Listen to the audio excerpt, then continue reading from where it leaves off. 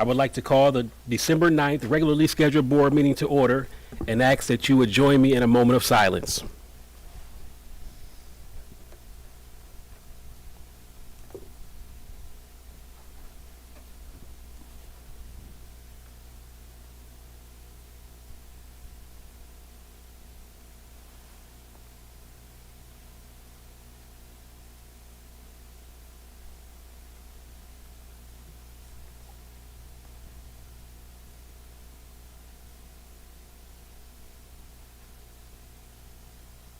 Thank you. And now would you please rise and join in the Pledge of Allegiance. Allegiance to the flag of the United States of America and to the republic for which it stands, one nation, under God, indivisible, with liberty and justice for all.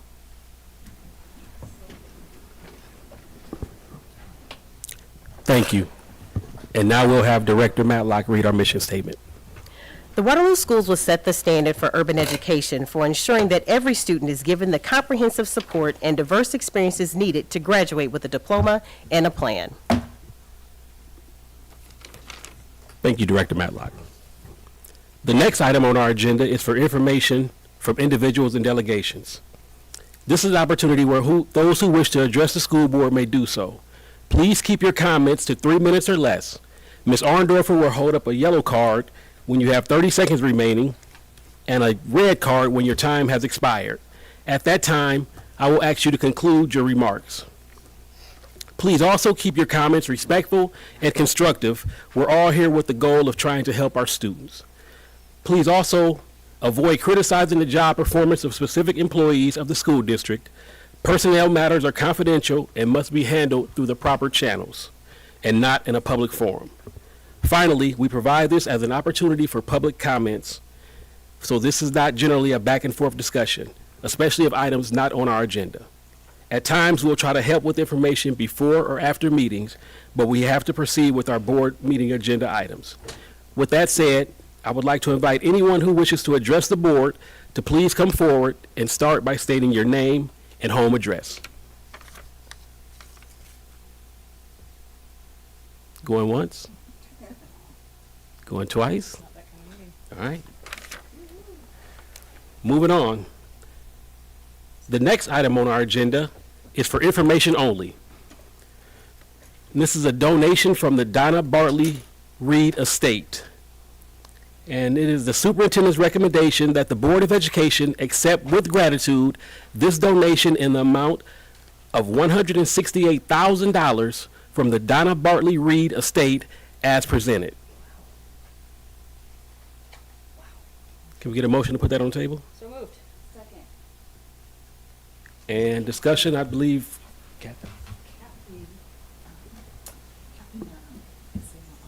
Okay, can we have Kathy Nerum, please? We're on here to find the agenda. And I'll, I know I usually. Good evening, President, Superintendent, members of the board. can you make sure the green light is on, please? I should know better. No, you're I'm fine. actually an elected official back home, so Oh, nice. I apologize. So good evening, President, Superintendent, board members, community. I'm Kathy Reed Narum, the oldest daughter of Donna Bartley Reed, and I have a brother and a sister who unfortunately were not able to be here. Mother passed away in January of this year at the nearly 98 years young, living alone still. She was born and raised here in Waterloo.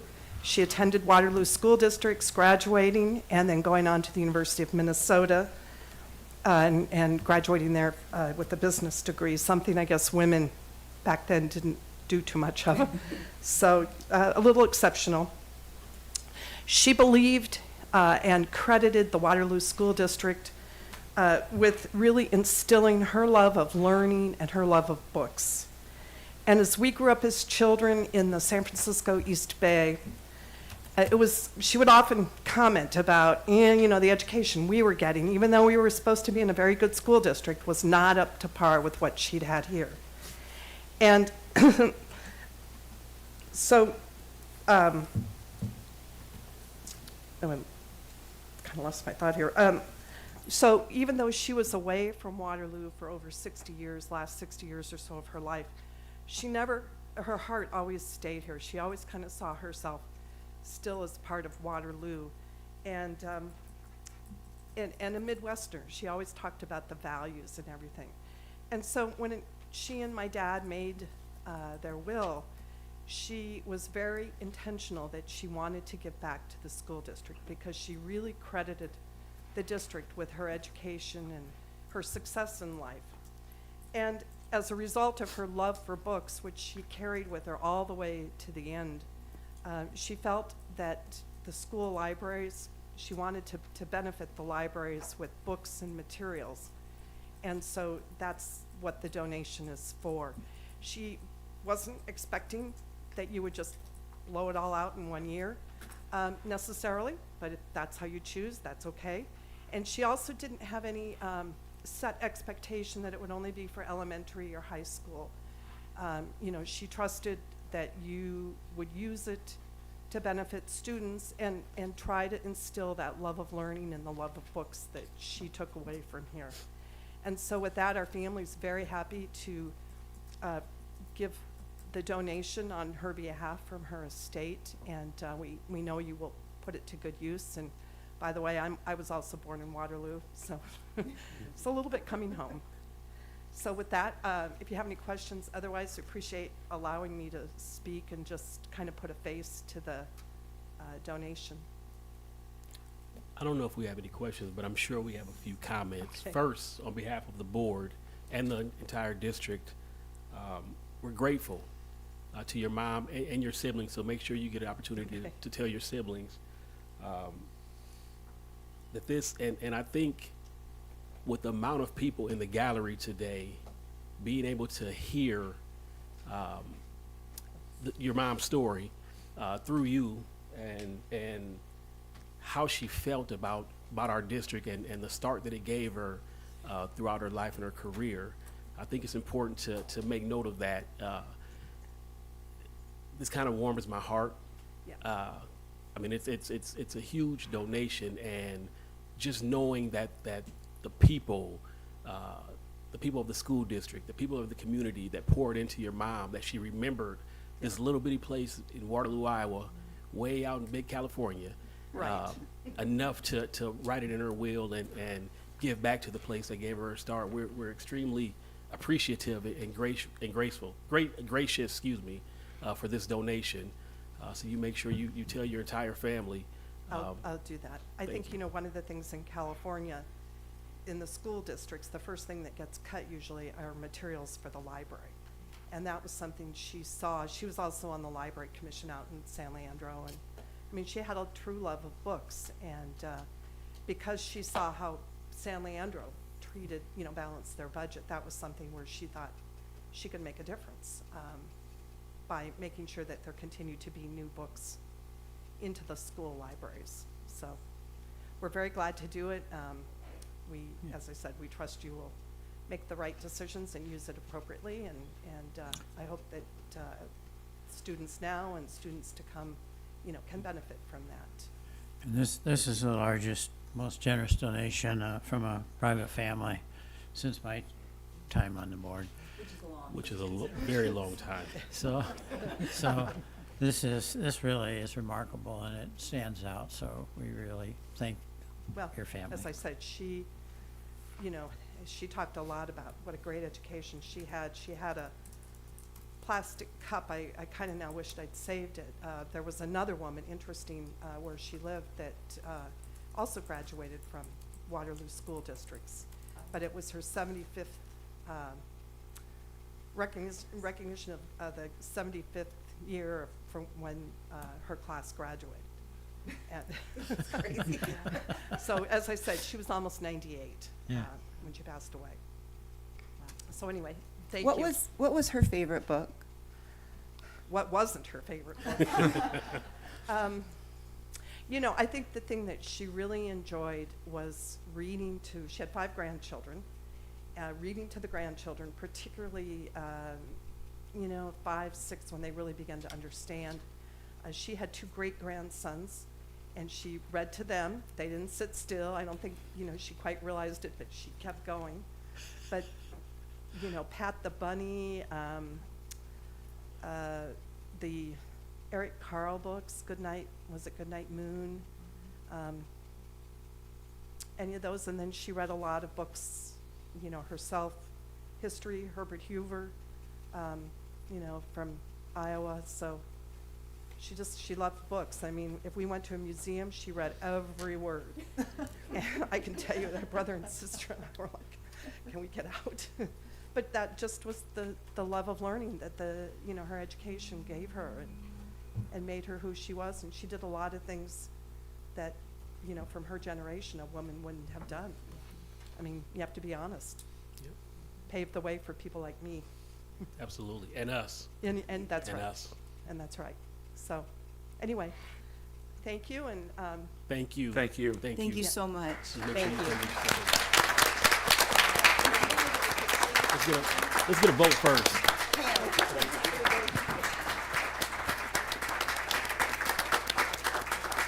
We want to get a vote before you leave, though, ma'am. All those in favor of approving the superintendent's recommendation, state aye. Aye. Any opposed? Chair votes aye. Motion carried. Thank you again to that wonderful family.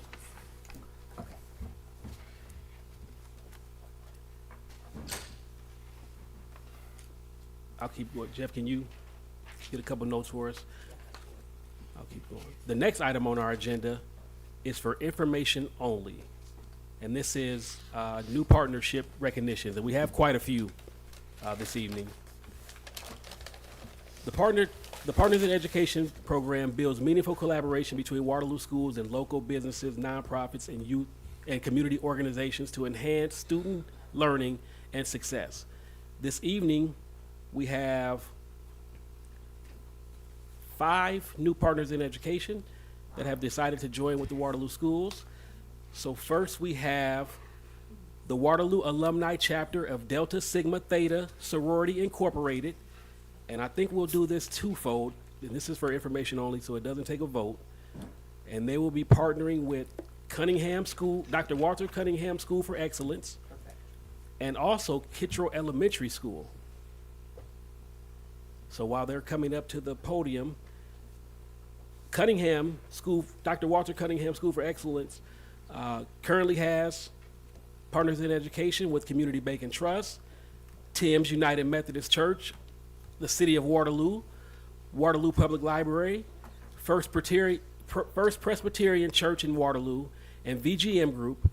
And Kittrell's Partners in Education include Hammond Avenue Brethren Church, Envision Architecture, Meridian Credit Union, Crossroads Community Church, and United Presbyterian Church. So we'll do Cunningham's first. Can we get, I believe we have Principal Ms. Michaela Montgomery and her staff. If you would like to say a few words on behalf of your school. Of course.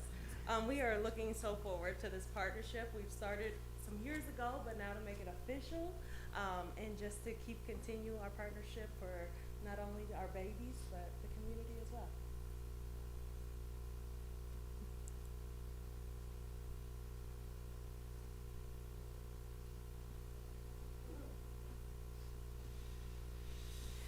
I'm Cassandra Hart, principal of Kittrell Elementary. We're just excited to have Delta Sigma Theta as a part of partnership. We continue to grow and continue to do things and uplift the community. So we're just excited for this new journey. And can we get you left the microphone awful fast, Ms. Hart. Can we get a representative I of was trying Delta to, Sigma I was wearing Theta? both hats. I am also the president of the Waterloo Alumni Chapter of Delta Sigma Theta Sorority Incorporated. For those who don't know, we are founded in January 13, 1913, and found on sisterhood, scholarship, and service. So we uplift our community, promote programs, continue to be an advocate for critical issues around educational development, economic development, international awareness, political involvement, and physical and mental health. So we are continuing to be supporting, have been supporting our community for some time. And I see lots of familiar faces in this group. Do we want to have just a quick little introduction? If you make it quick. Yeah, I'm gonna make it so quick. These are also the members of our Waterloo Alumni Chapter. I have them come up and say their names. Yep, right forward. My name is Madeline Ridgway, and I am the secretary of the Waterloo Alumni Chapter, Delta Sigma Theta. My name is Janae Beck. I'm not one of the officers. Hello, I'm Crystal Matlock, and I'm the first vice for the chapter.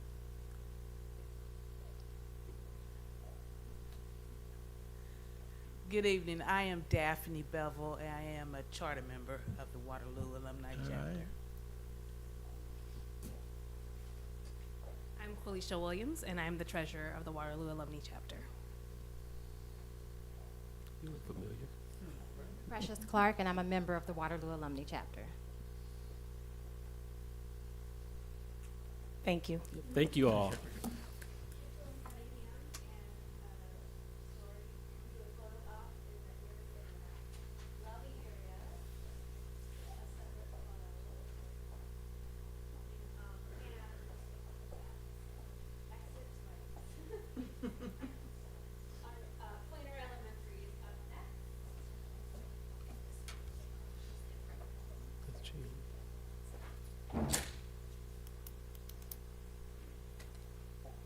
We wait on.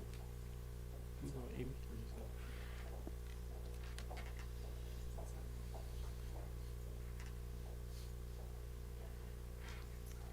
I'm Stephanie Giacchino, representing Pointer Elementary, and we are very excited to welcome New Day Church. They have been working with us already this year, so it's nice to make it official, and very excited for all the things that we can do together.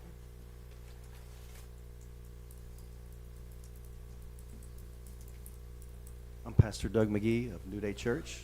And I'm Christy, his wife. Nice.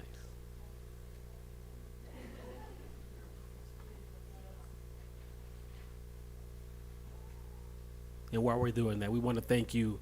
And Pointers, current partners in education include Barnes & Noble, the City of Elk Run Heights, Evansdale Fire Association, First Security State Bank, Crossroads Hy-Vee, Our Savior's Lutheran Church, Prince of Peace Lutheran Church, St. Mark's United Methodist Church, Tyson Fresh Meats, Tyson Prepared Foods, and Raymond City Hall. So we want to thank New Day Church also for joining in as new partners in education with Waterloo Schools.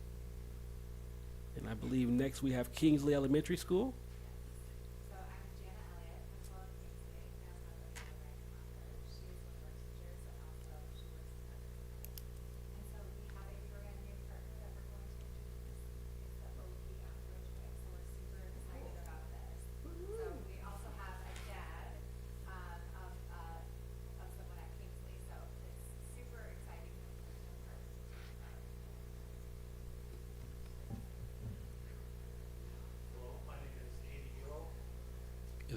Is the green light on? Oh, okay. Hello, my name is Andy Belo. I'm the managing partner of the other place on Ridgeway, and excited to be partnering with Kingsley. And my daughter loves Kingsley, so everything's going great. And we love the OP.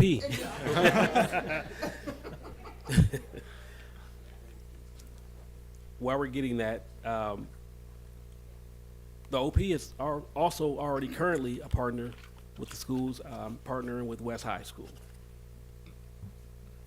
Kingsley's current partners include Hy-Vee, Ainsborough Avenue, KWWL, Manor Care, Oak Ridge Realtors, Sidecar Coffee, Ridgeway Avenue, Green State Credit Union, Westminster Presbyterian Church, and Marco's Pizza.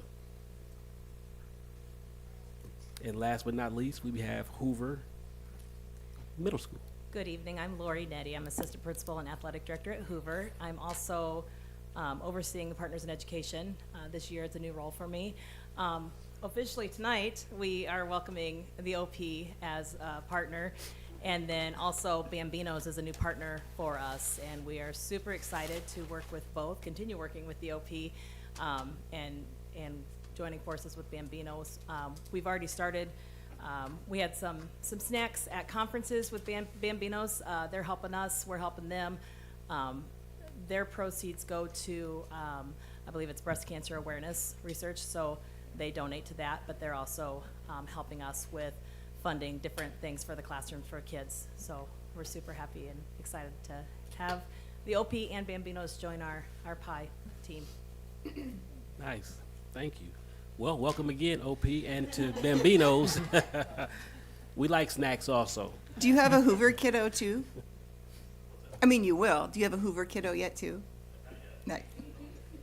And Hoover's partners in education include 93.5 The Mix, Friendship Village, League of Women Voters, Black Hawk and Bremer Counties, Mercy One, Remax Home Group, Wildwood Ranch, Scooters Coffee, Fairway, and Cabin Coffee.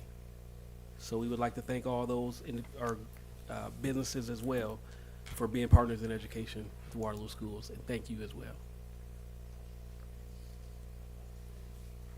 We are just so fortunate to have dozens of partners in education. That really helps.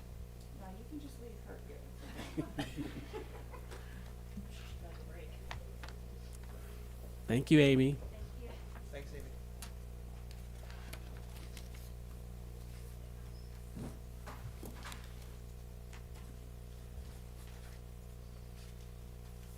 The next item on our agenda is for information only as well.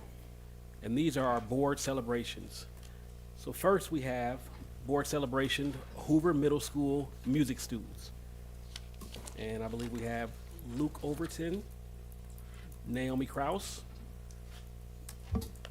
here to talk a little bit about, while they're walking up, Hoover Middle School has started a chapter of Tri-M, and we'll let them, well, they're already here, so we'll let them talk a little bit about what they're doing in their school building. You're an intimidating presence. They've been worried all week as to what you might ask them. Good evening, I'm Luke Overton. I'm the vocal music director at Hoover. Formerly at West High, and a couple years ago, 3 or 4 years ago, we started a high school chapter of this. Tri-M stands for Modern Music Masters. It's an honor society for student musicians that celebrates their musical achievement as well as their academic achievement. So it's been around since I think 1953, somewhere around there. It's an international organization. And part of our big focus has been figuring out different ways to get students involved in music and feel like they have a deeper connection to the groups and to kind of music making in general. And so we had the idea this fall to start a junior chapter, which we've never had before. We've got a successful chapter that's been running 9 through 12, and now this adds 6th grade, 7th grade, and 8th grade to that. So these students will work with the high school chapter in community and service projects. We've got some canned food donation. They're going to do some Christmas caroling here in the next couple of weeks and collect some food for the food banks in town. They'll be involved in going out and recruiting and bringing music to the elementary schools and letting them know kind of their options as they move up into middle school. And then hopefully it kind of helps them as they transition into high school already have some familiarity with the groups and the directors and the things that they'll be walking into when they leave Hoover and go on to West High. So this is just a fraction. Believe it or not, there's actually 36, but we didn't want to take up all your chairs. So we have about 10 or 11 that came down tonight, but they all have at least a 3.0 or higher grade point average. Actually, it tends a lot higher than that, but that's the minimum, and they all have to maintain and have an A in their music classes. So this is kind of our inaugural group, and I said they better be taking notes because they have to actually learn a little bit of Robert's Rules of Order and run meetings similar to how you are. So in about the next month or so, they'll be campaigning and electing an official board that runs and guides our meetings. So we're excited to get started. And they're primed if you have any questions. I've been telling them all week that you'd ask them something, so. I usually don't talk very much at board meetings, but I am super excited to see a lot of my volleyball girls out there. Good job, ladies. Nice. Okay, we won't make it too difficult for you, but we do want to know your names and what grade you're in. We're gonna and then tell us what you enjoy most. Like, yeah, what music? What you enjoy most. So name, grade, and what you enjoy most. And what else, Stace? What musical program they're in. And what musical program? My name is Hannah. I'm in 7th grade. I'm in band and choir.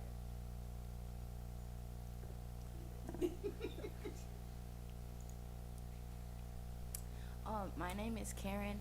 I'm in 7th grade and I'm in both band and choir too. My name is Olivia. I'm in 7th grade and I'm in band and choir. My name is Nyla and I am in just choir. My name is Kaylin. I'm in 7th grade and I'm in band and choir as well. My name is Lillian. I'm in 8th grade and I'm just in choir. There's no just. My name is Sophia and I'm in 7th grade and I'm in only choir. My name is Audrina and I'm only in choir.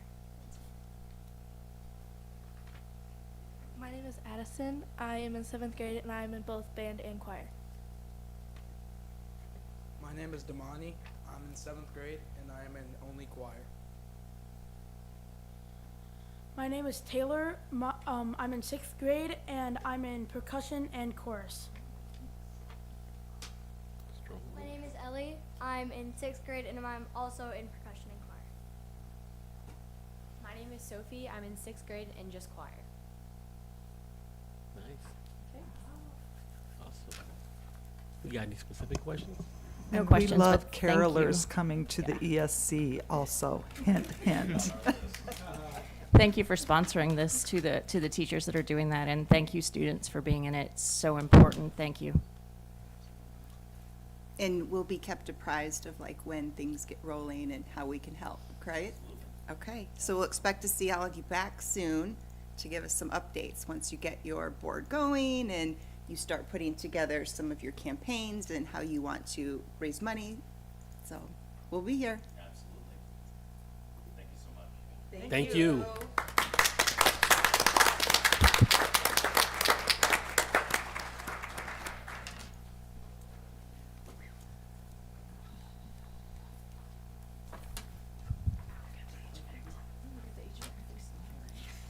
It's hot. Our next presentation will be Bunger Middle School.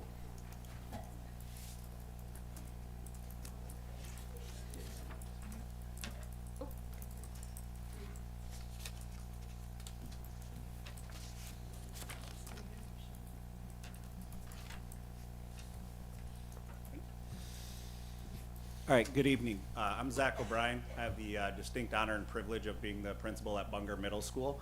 Tonight I have some guests with me from Bunger.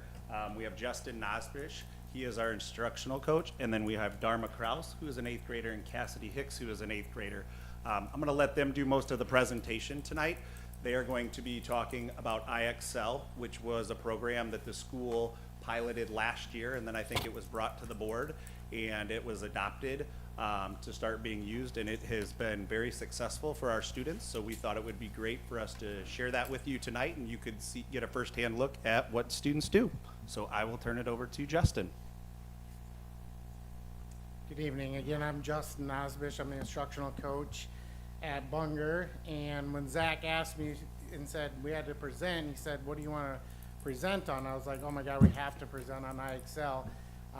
Part of my job, I get to geek out on data, and I'm like, this has been so successful for us. Our kids have made huge growth by utilizing this, and I really wanted to show the board how much work they've done. So in IXL, I know you guys have heard a lot about it when we were adopting it, but two main things that we focus on in middle school are skills proficient and the diagnostic growth. And I'm not going to go in too deep of explaining what it is because the kids are going to do that when they get up here. But what I focus on mostly are each student needs to get 2 skills proficient per week per subject in ELA and math. And we do that, we track that by creating data boards in our cafeteria. We do that by spreadsheets that we send out weekly of where every student's at each week and how many skills that they've gotten proficient. That way teachers can have conversations and set goals with kids along the way of reaching those skills proficient. And then teachers use different leaderboards, different incentives to try to push those kids and motivate those kids to get those skills proficient. Right now, Bunger's leading all the middle schools with 74 skills gained per student. So yet, just another celebration. And our ELL students are some of the highest kids using this program right now.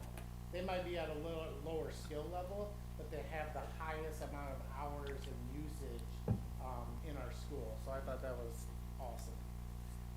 The other big thing that there is the diagnostic, and this is kind of how our kids get started with this.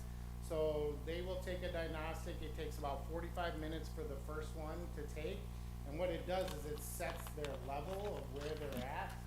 And so you can kind of see some numbers there. 600 would be 6th grade, 700 would be 7th grade, 800 would be 8th grade, and it sets their level, and then they update that every 2 weeks. And as they do that, it will spit out different recommendations and gap skills that they need to work on to be able to get that diagnostic up each level.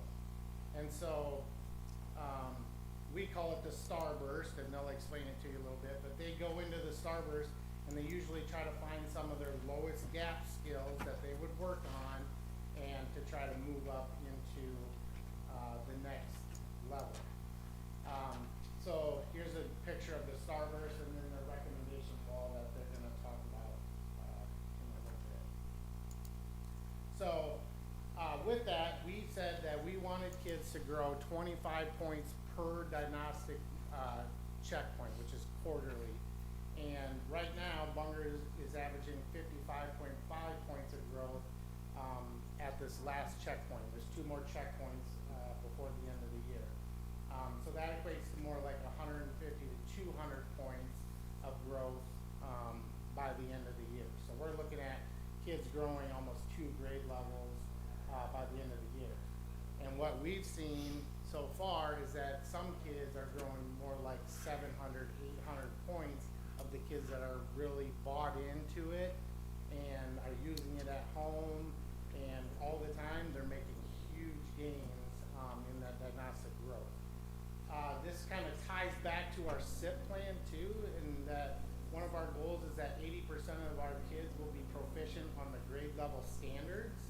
And so what we're seeing is that kids are working on this, they're getting that gap skills filled up, and they're performing better on their standards in the class. And so there's almost every single grade level has had 80% across the board of kids meeting those grade level standards, which in turn, if they're meeting those 80% grade level standards, it should correlate to when we take ISAS. So we're hoping. And then right now, percentage of students that made growth on their last diagnostic, 6th grade had 74% of the kids made growth, 7th grade had 70, and 8th grade had 74% as well. Some other things that teachers use to help work through this is they use a live classroom in there too, and so that they can see the kids working on it. If they have questions or anything, they use group jams where they all get to work together on reaching a skill. And then the big one that a lot of the kids like are the leaderboards, where they compete against each other to try to get skills proficient and mastered. We also did a middle school competition with the most growth in ELA and math in each grade, and we're doing traveling trophies for every quarterly diagnostic. And so we won 2 of the trophies, and Hoover won the other 2, right? And so we were pretty proud of that.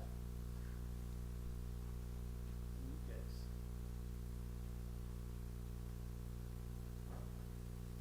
So Cassidy and Dharma are going to explain a little bit their process and what they do to kids, students in the class.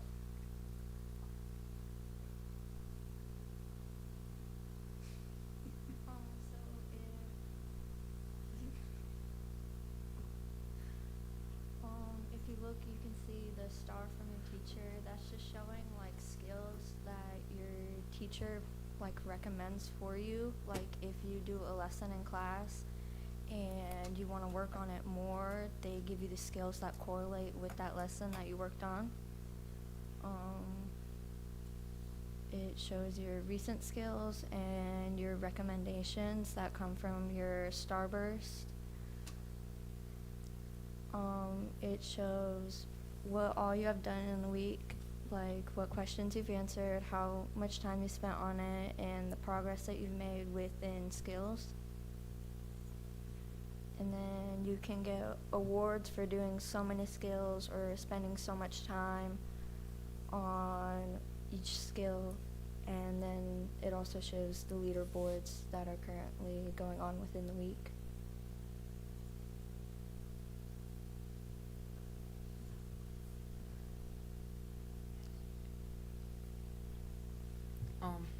With the leaderboards, it shows like how many skills you've got proficient in that specific class per week, and it sets like limits on what you can do. Like for example, in this class, you can do skills from 7th grade to 12th grade, and if you like scroll down, you can see past leaderboards or whatever. Yeah. Yeah, that's me.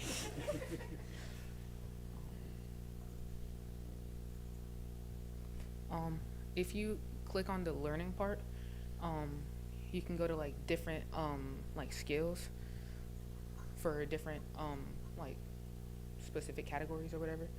And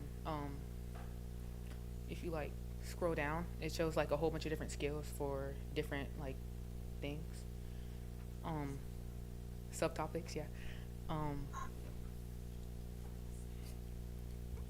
Like the 80, that shows that I'm proficient in the skill, but if I were to get to 100, then I would have mastered it. If you click on a skill and if you don't really like understand how to do it, it shows skills at the bottom that can help you, like this, and you can learn with an example. Like it shows how like you can do it and stuff, and sometimes it like shows a video.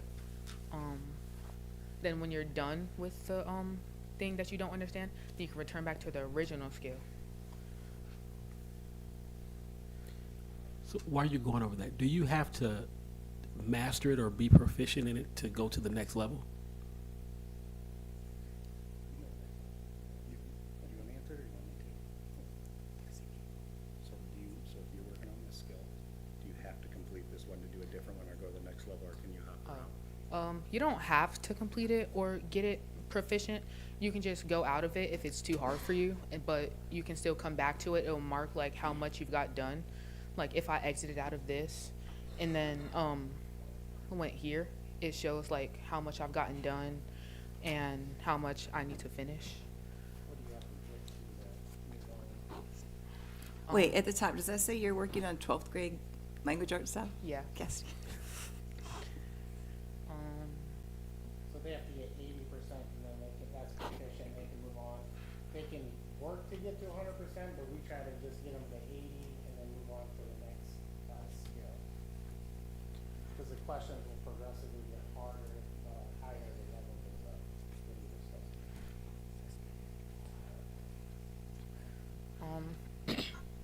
As Mr. Nas explained earlier, this is like the diagnostic. From in this window during the school day, from 7:15 to 3:15, you can push step into the arena and then you'll take the diagnostic test. And then after you're done with the diagnostic, it'll show like your score. Like for example, in math, it shows that I'm an 8th grader, 20% into the school year. And for literacy, it shows that I'm an 11th grader, 20% into the school year too. And then it has like the Starburst, as you know, was brought up earlier. It has different skill recommendations that you can do, like a lot of them, or whatever. Oh, I did not mean to click that, my bad.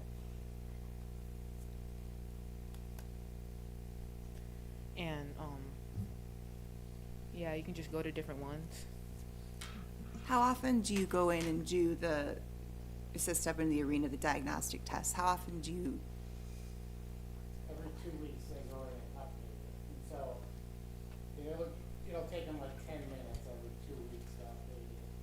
what is updated? First time took like 45 minutes, but What do you have to do to update it?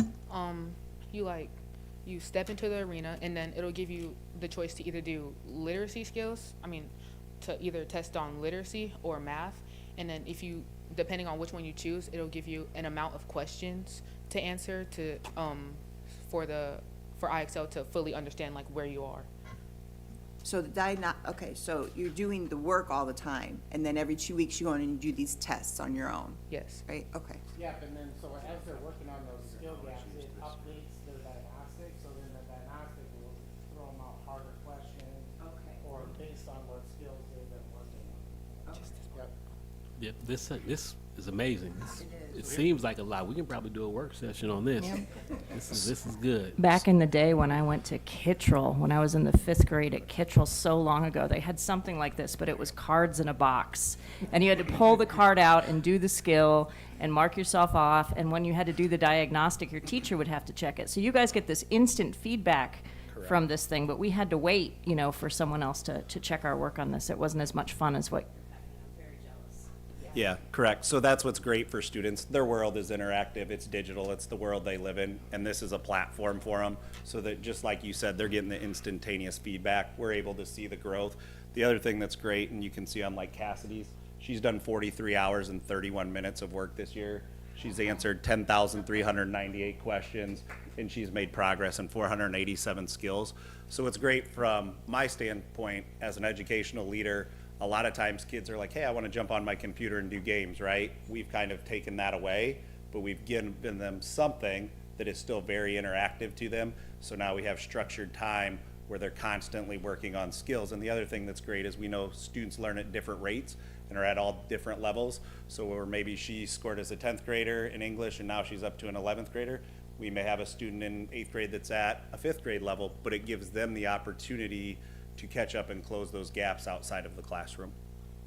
So when you said that, 74% made growth, give me a, So like 111 kids out of 147 yeah, kids but growth on that diagnostic. So what is growth? So think of it this way, Lyle, like every 100 points is a grade level, right? So we want 8th graders scoring at 800, right? So Yeah. where she scored this year at 1,000, which was a 10th grader, Yeah. she's gone in and mastered skills at like the 11th grade level. So then now as she's mastering skills, that's her growth and it moves her up. So what we're hoping is no matter what kids score, whether it's a 400, a 700, or super advanced in like the 1,000 range, we're hoping to move kids up by a couple hundred points throughout the school year. So what we're able to do is look at kids' original diagnostic and say, hey, you scored 500, but now because of the work you've done and you've put in and taken the next test, you're at a 600. So we get real-time feedback to see if they're making growth. But if you go from 500 to 501, is that growth? It's not possible to go that short, so it goes in like increments of like 20, 40, 60, 80. So like 500 would be 5th grade, 510 would be 5th grade 1 month. Does that make sense?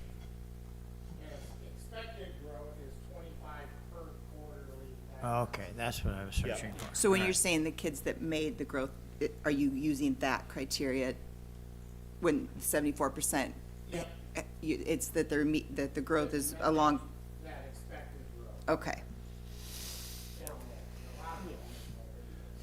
Probably the biggest driver for us is the leaderboards that they showed. Like, kids are so bought into this, and we do incentivize. So like some kids will go home on the weekend and I'll go master like 7 skills. So then when I come into English on Monday and the leaderboard comes up, oh, I've got a big lead on you because I did 7 skills at home. So like the leaderboard part is crucial. So You're not? So, healthy competition. so, Yes. so is the 600, 700, is that a continuum or is it a step function where you kind of have to really master 600 in order to advance to 700? It's kind of more like a percentage, so it goes up by that's that 20 points, 25 points. Yeah. Like 600, 625. And that means like how much percentage they completed of that grade. And so also what we found with correlation data between ISAS and IXL is that if the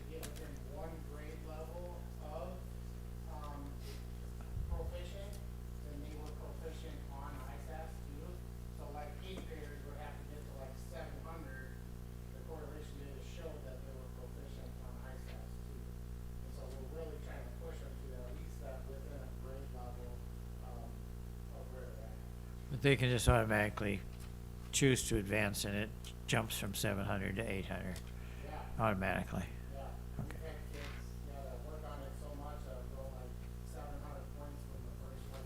Oh, geez. Yeah, I would say like even for an 8th grader, a score of 1,000 is really like not common. We probably have 15 to 20 kids that score over 1,000. A lot of kids do score below grade level, but it is a great opportunity for them to catch up. And how do you keep those students motivated that may, excuse me, be below grade level? I know the leaderboard is exciting, but those that may not be there, how do you motivate and pump them up to get to that point? Yeah, so the really nice thing about this is if you think I'm a teacher in a classroom, I'm teaching a lesson, and it doesn't matter what grade level you're at, we're all doing the same lesson. The work they're doing is at their ability level, so that's motivating for them. And then just also kind of explaining to them, we have a wolf pack part of the day where we do like goal setting for attendance and academics, so we can use our SMART goals in there and tie it to it. But I would say the biggest thing is, I think kids in a classroom, if I'm not up to grade level, I can get really frustrated really easy because I don't understand what's going on. Where like with this, like it's at my grade level and it's at my ability. And I think the biggest motivator for kids is that instantaneous feedback. Oh, hey, I got it right, I got it right, I got it right, I'm moving on. That's what they want to see instantaneously, because that's what their everyday life is with the digital world. Well, it focuses on growth and not your absolute value. That's really what you're wanting to accomplish, right? That's important where you start on the curve, but it's more important that you're progressing up the curve.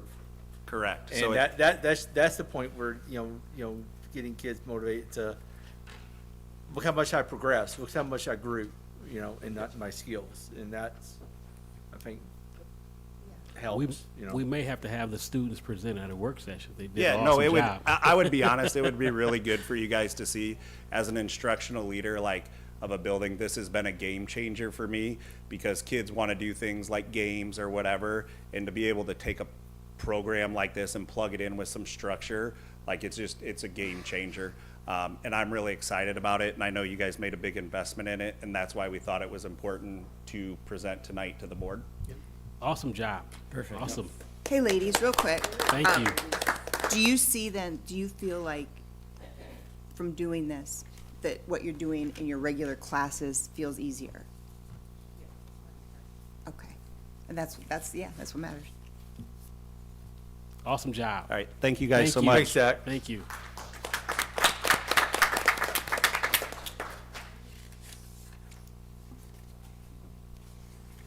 The next school presentation is East High School Student Council.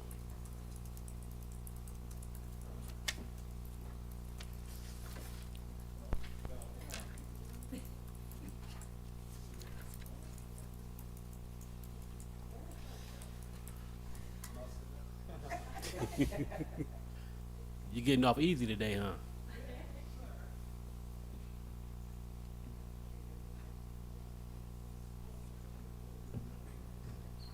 Okay, hi everyone.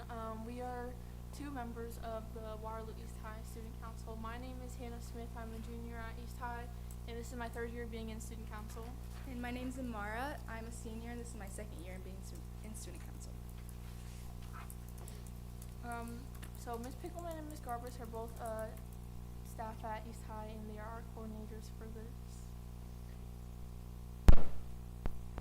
And then our Student Council is a group of East High school students who meet every day during our 4th hour. Students can apply through an application interview process in which they create their own proposal to share to our coordinators, Ms. Pickleman and Ms. Garbus. And then our mission is to create a better and more welcoming environment to improve our school's culture and climate. So one of the really big things that we take on every year is homecoming. These are some pictures from this year's homecoming. Our overall theme was Hollywood, so one of our dress-up days was red carpet premiere, and so on this day we welcomed students in with a pretend red carpet, and it made them really excited, and I think they enjoyed it. And then staff were fake paparazzi and were interviewing people. And then as we mentioned before, We strive to improve our culture and environment at our school. So a few examples of that is our T-Roy store, and then we have a female version of our mascot, and then we have various fundraisers and our Winter Spirit Week next week. And then we're gonna go over those one by one. So me and Amara started the T-Roy store almost a year ago now. So the T-Roy store is just like a school store that's open before and after school, and we sell snacks, East High merch you can buy in there, and school supplies. And then we decided to create a female version of our mascot, and this helps promote diversity and inclusivity in our school. Another thing that we always do is fundraisers. So two of our biggest turnouts that we had was for Valentine's Day last year. We had a Crush Cans fundraiser, and then starting next week we are doing our holiday fundraiser, which is candy canes.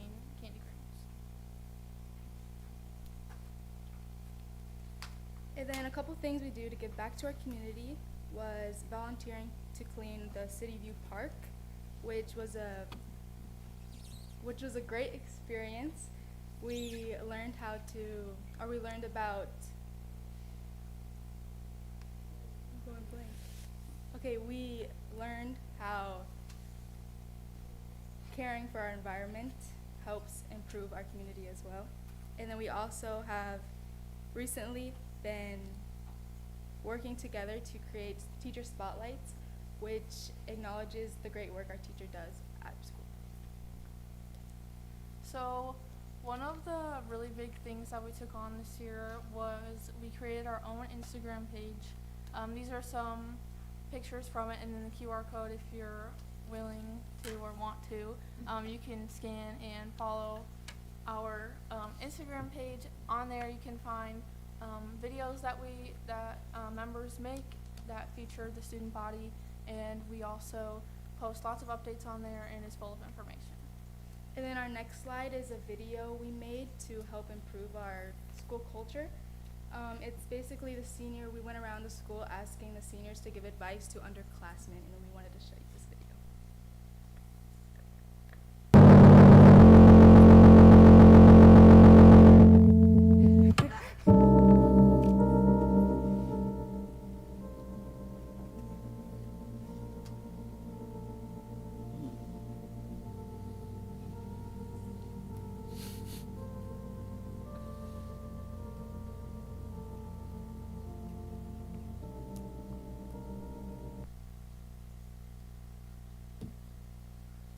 So other projects that we do is we do a lot of event planning and leadership skills.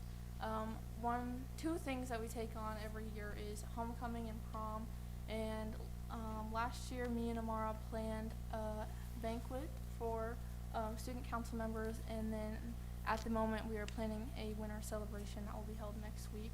Another thing we always try to do and are going to do another one next week is elementary school outreach events. So last year some of our members went to feeding schools to students that will be coming to East High, and we handed out goodie bags to them, we read books to them, and we colored, and then as I said, we will be doing another one next week. And then the superintendent, Jared Smith, had the opportunity last year to come and talk to us, and it was amazing.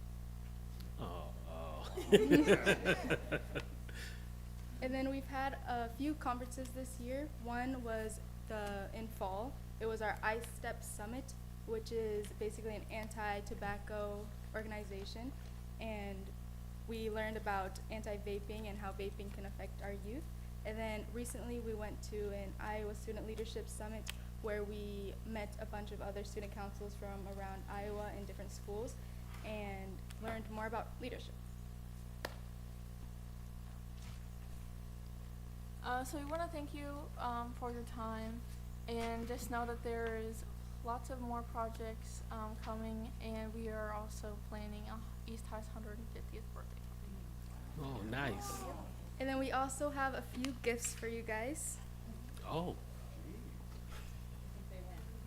Yeah. We love all the celebrations, but we love gifts as well. Yes, we do. There's some shirts in there and some. Thank you so much. Thank you. Did you say you meet every day? Yes. Like when? 4th hour. We meet and during our fourth hour, which is kind of like it's a one time what I do. And yeah, that just gives us more time to meet each other instead of doing it before. Very good. That's ambitious. Awesome job. Awesome job.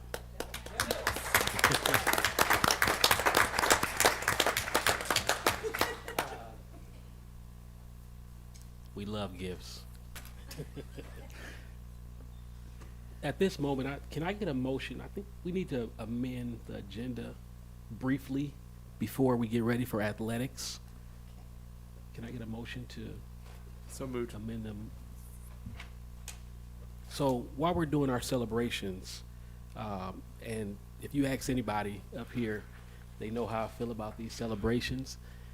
I'm often asked, do I enjoy the school board, or what's my favorite part about being on the school board? And I say the celebrations. Anytime we can celebrate the students and staff and faculty of the school district doing amazing things is the benefit of sitting one of these 7 individuals up here. So we have quite a few celebrations, and we're getting ready for our athletic celebration, but we wanted to celebrate one of our own this evening. This person is very selfless and does a lot for us. They don't know we're doing this. That's why we had to amend the agenda. So, Miss Pam, this is a token. I knew it'd get you. So this is a token of our appreciation. Everything you do for us, it doesn't go unnoticed. We tell you all the time, but we wanted to show our appreciation to you and Bill. Thank you so much. So we love you. We appreciate you. Everything you see up here is a culmination of this lady's work.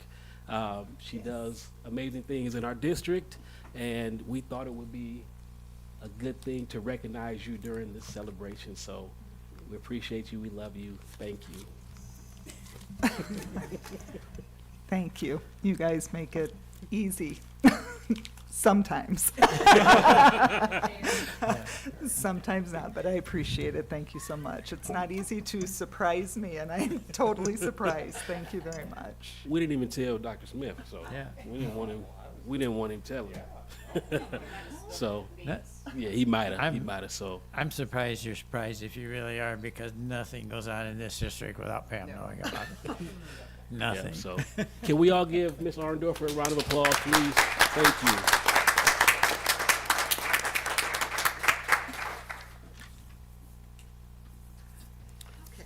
Okay, moving on. We could before we all get teared up here. So moving on, the next item on our agenda is the board celebration of the Waterloo Schools Athletics. And we have Mr. Dan Huff here. You can make your way up to the microphone. We'll try to do this as efficient as possible. This isn't your first rodeo, Mr. Huff, so you should have it down. You should have it down pat by now. Thank you. And first off, thank you very much for the opportunity for us to spotlight some of our great achievements this past fall in athletics. I'm going to go a little bit out of order because we've got a young lady here who's going to represent, but she also has to go play basketball tonight. So the first group we're going to talk about it's actually our last group on here on the agenda. And I'd like to bring up to our stage Nakia Oliveri and Sienna Cody. These young ladies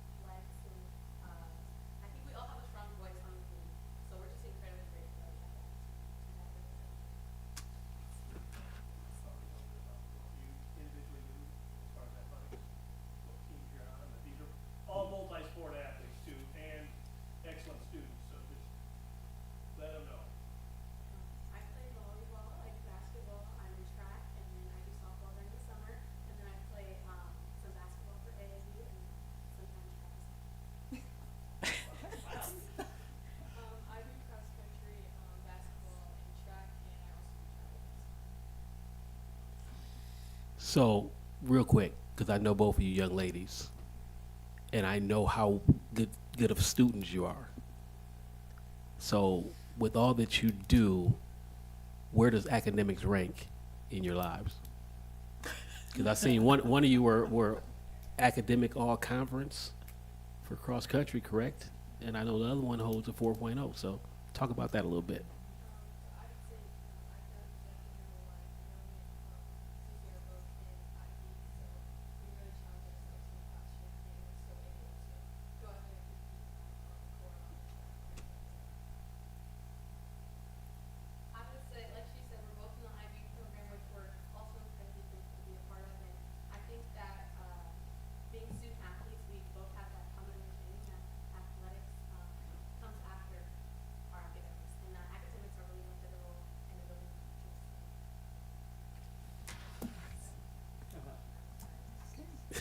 You both seniors, right? Or you're juniors, okay. Do you know where you guys want to go when you're done? Have you just thought about that yet?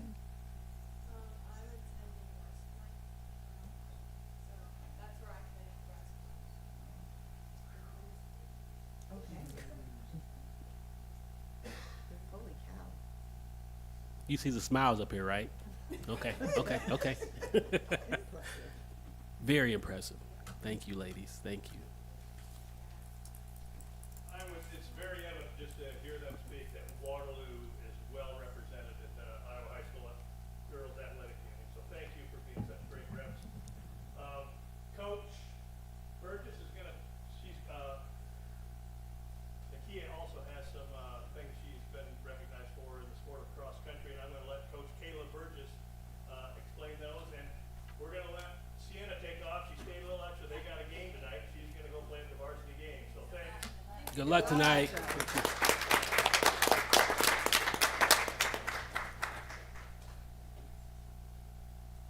Yeah, so I just want to congratulate Nakia as she wrapped up an excellent cross-country season.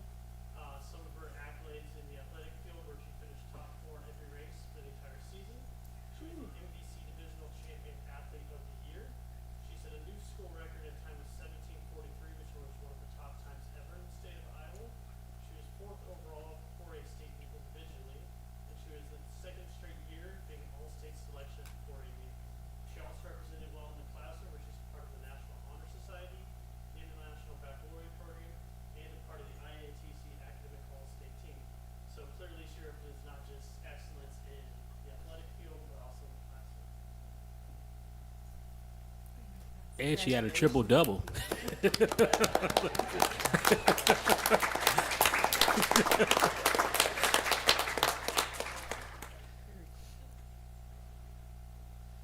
we're going to get back in order a little bit here.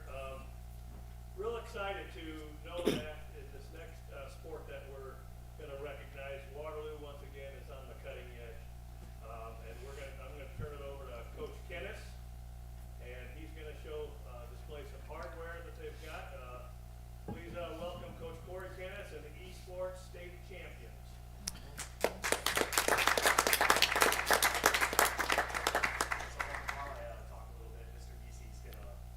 Oh, Is the Mr. green- Geesey's going to is- come give you guys some free stuff. We got Mr. Geesey, he's my right-hand man. It doesn't happen without him. Rayvon Gary, who is an alumni, prior state champion for our program in Super Smash Bros, return as a coach. And then 3 players, Damian Jackson, Michael Wilson, and Bo, what's your last name? Taylor. He's so we compete in 3 seasons, fall, winter, spring. The video games change just like the sports do. In the fall, we competed in 2. It was Rainbow Six Siege and Super Smash Bros, which if I were to compare them to a sport, Rainbow Six Siege is like 5 versus 5. You have to work as a team, communicate, adapt, overcome, have a plan, a strategy. It's kind of like basketball, whereas Super Smash Bros, you have a team, but you compete individually, so it's kind of like wrestling. We took first place state champs in the biggest conference that the association has in Rainbow Six, and 3rd place in Super Smash Bros.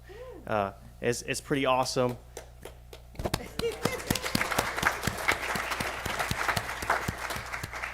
Thank you. I'm just trying to go a little bit fast for time, but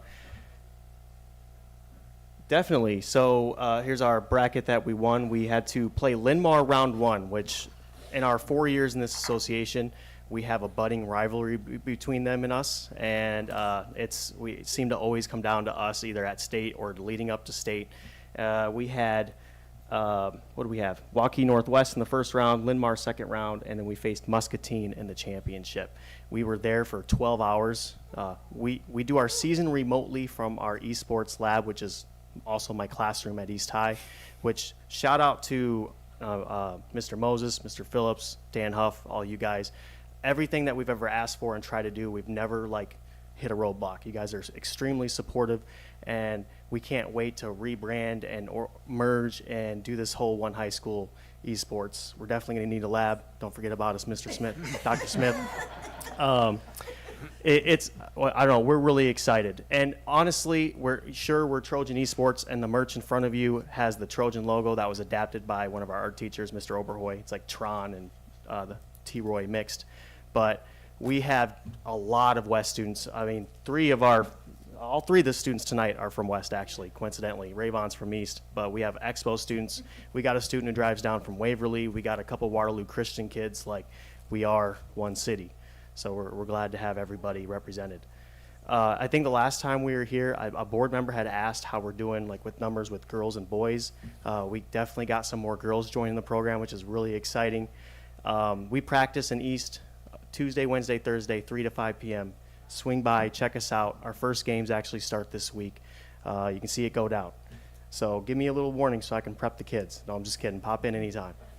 Do you guys have any questions for any of our players? I don't have any. How many? I don't have any questions. I have I've popped in before, and I couldn't get through the hallway. There was so many students. There's computers out in the hall, and it's like they just. And I've seen Mr. Jackson, who I know is a West High student, is what made me pop in, and the look on all the individuals' faces that were in there. They were serious, but they were having fun and interacting with each other. So it's an amazing environment, that esports program.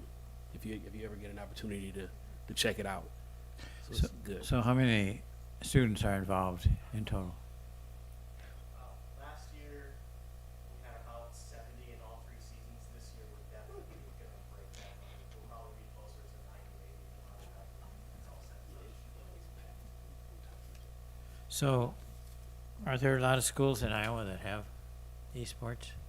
Great question. The association started 5 years ago. The first year had 19 teams. The next year 40. Now we're over 120. Is there 2 classes?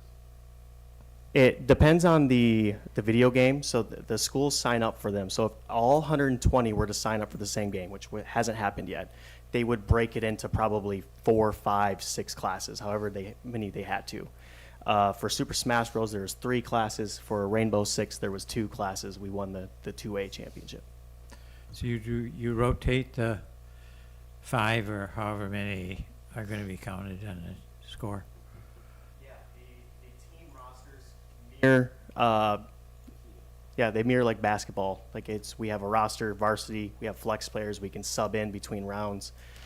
We have people miss for other obligations. Our Rainbow Six team had 3 wrestlers on it. So there's a lot of mixing and matching and subbing in and out. I don't have a question, but Director Cox, he's at home recovering from knee surgery. He would like to make sure he gets a patch and a sticker. He's just sent me a text message. So can I please get that for him? I got to give a quick shout out. So we do the whole season remote from our room. But then if you qualify for state, you go to the in-person state tournament, it's a blast. The last 2 years, it's been at the Marshalltown Orpheum Theater. Before that, at the Recplex West Des Moines. And it's really cool because all of these kids get to meet people they played throughout the season online, and they get to put a person to the face and oh, you're that kid, gamer tag, whatever. And it's some fun moments, memories that last forever, and it's really exciting. And we haven't missed state yet in any of our sports. We have 2 first place finishes, a second place finish, and 2 third place finishes, and we got more coming. So is there a capacity limitation that you have at the moment? Yes, we have 18 PCs. We've fundraised over the years, kind of patched things together, but we are getting to the point where we've been around for so long that like we've had to replace headsets. We have some mice that are going out. So yeah, we could definitely be bigger, but you know, as Astor pointed out, our room is really busy. So sometimes kids want to join and they just kind of get turned away from it being too crowded for them. Thank you. Thank you. Congratulations. Congratulations. Appreciate it. Thank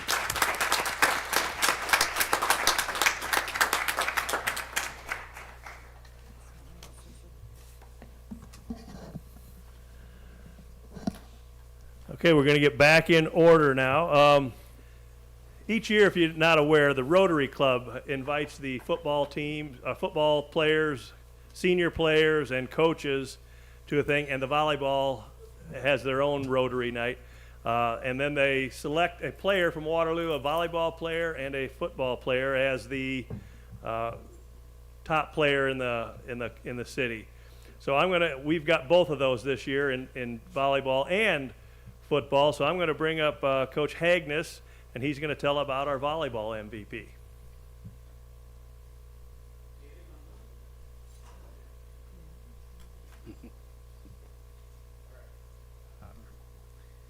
Again, I'm Dr. Hagnes. I'm the volleyball coach at Waterloo West, and I have had the pleasure the last 2 years of coaching Jada Smith, who is a 3-year or 4-year varsity starter? 4-year varsity starter, 4-year letter winner. She's been the team captain the past 2 years. She has been first team all conference the past 2 years and was 1 vote short of all state last year. So she is an exceptional athlete. I think she represents everything that the Waterloo volleyball program hopes to be able to offer throughout our existence down the line in the future with all of our athletes. She is moving on to bigger and better things in her volleyball career, playing for Northwest Missouri State University. So, congratulations, Jada. Thank you. Wait. Can you please tell the board a little bit about your experience in the Waterloo volleyball program, the coaches you've had, and the support that you've gotten from your school? As you said, my name is Jada Smith. I'm a senior. Throughout my years at Waterloo West in the volleyball team, it's always been good. It's always been a great environment. It's been something to start out like girls sports along with cross country and swimming, and it's just been really fun.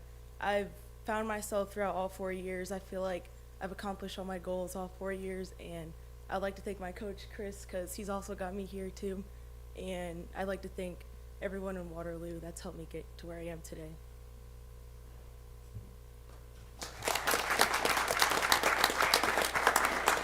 Jada, what are you gonna major in when you go to school? I'm gonna major for my undergrad. I'm gonna be majoring in exercise science, and then I'm gonna go to PT school. Very cool. Thank you. Anybody else? Congratulations.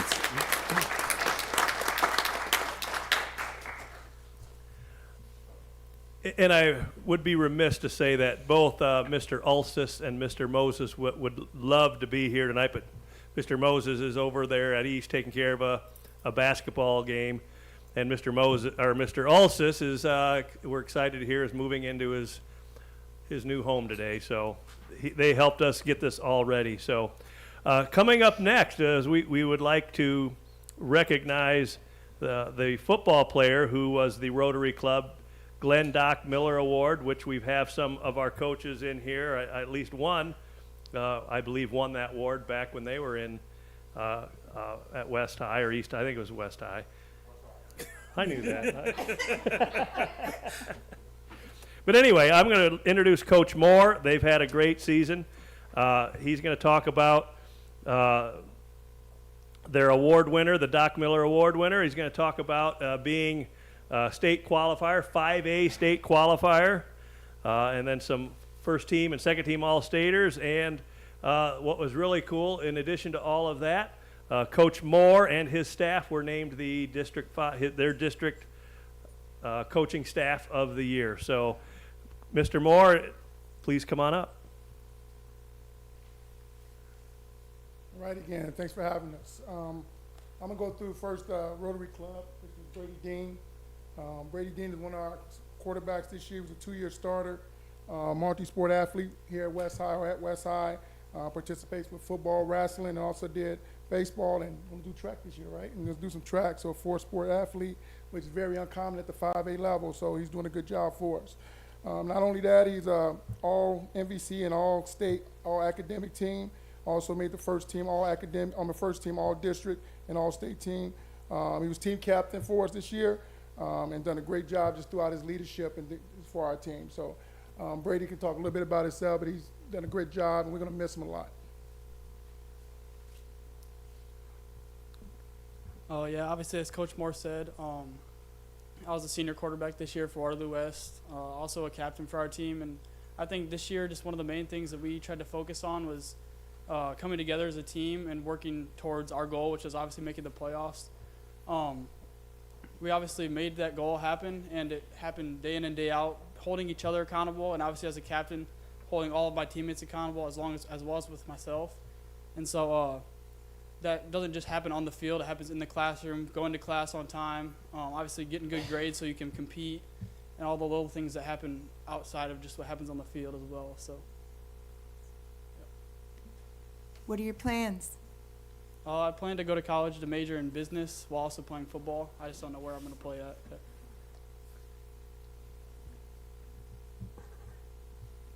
Anybody? Congratulations, Brady. Thank you. Congratulations. Good job, Brady.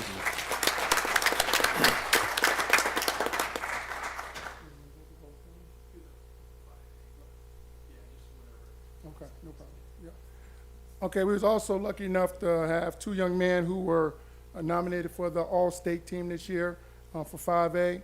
The 2 young men, Carson Nielsen, who couldn't make it tonight, was a first-team All-State player for us on the offensive line. Carson was a 2-year starter for us as a sophomore and a junior, and he'd be back as he's only a junior next for us next year. Also was a team leader, also a guy who's committed to play football at Iowa. Has done a great job for us on the offensive line. Our second one was Destin McMurrin. Destin is a second-team All-State 5A player for us. He's also a 2-year starter. He's a junior also, so he'll be back for us next year. Destin is also a multi-sport athlete where he participated in football, basketball, and track. So he's done a good job in that area throughout our school.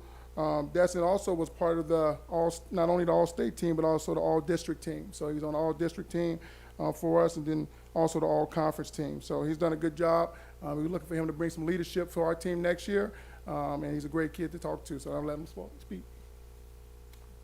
Hi, my name is Destin, and when I first got on varsity, I had no idea what to do. I didn't know any of the plays.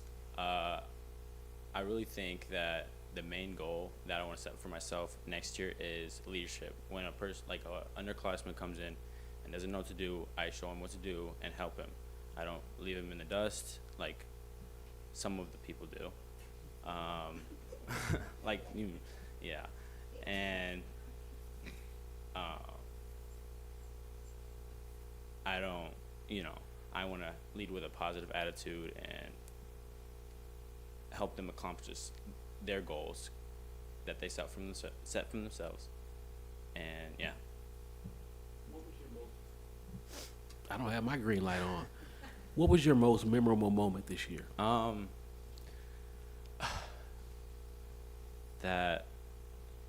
Okay, so we have our tribals.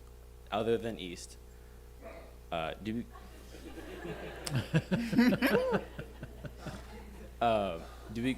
Hempstead, and we played our butt off last year against them, and we somehow still lost.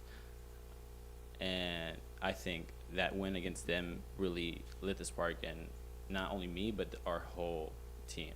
And from there on, we played pretty good. Hey, Destin. So your comment about not leaving people in the dust, that's such a good attitude for life too. Mm-hmm. So I love that you have that as a junior in athletics, because the rest of us, like when you start having to do grown-up stuff, Mm-hmm. like that's part of it too, is like not leaving your coworker behind too. So I'm very proud of that. Thank you. Congratulations. Thank you.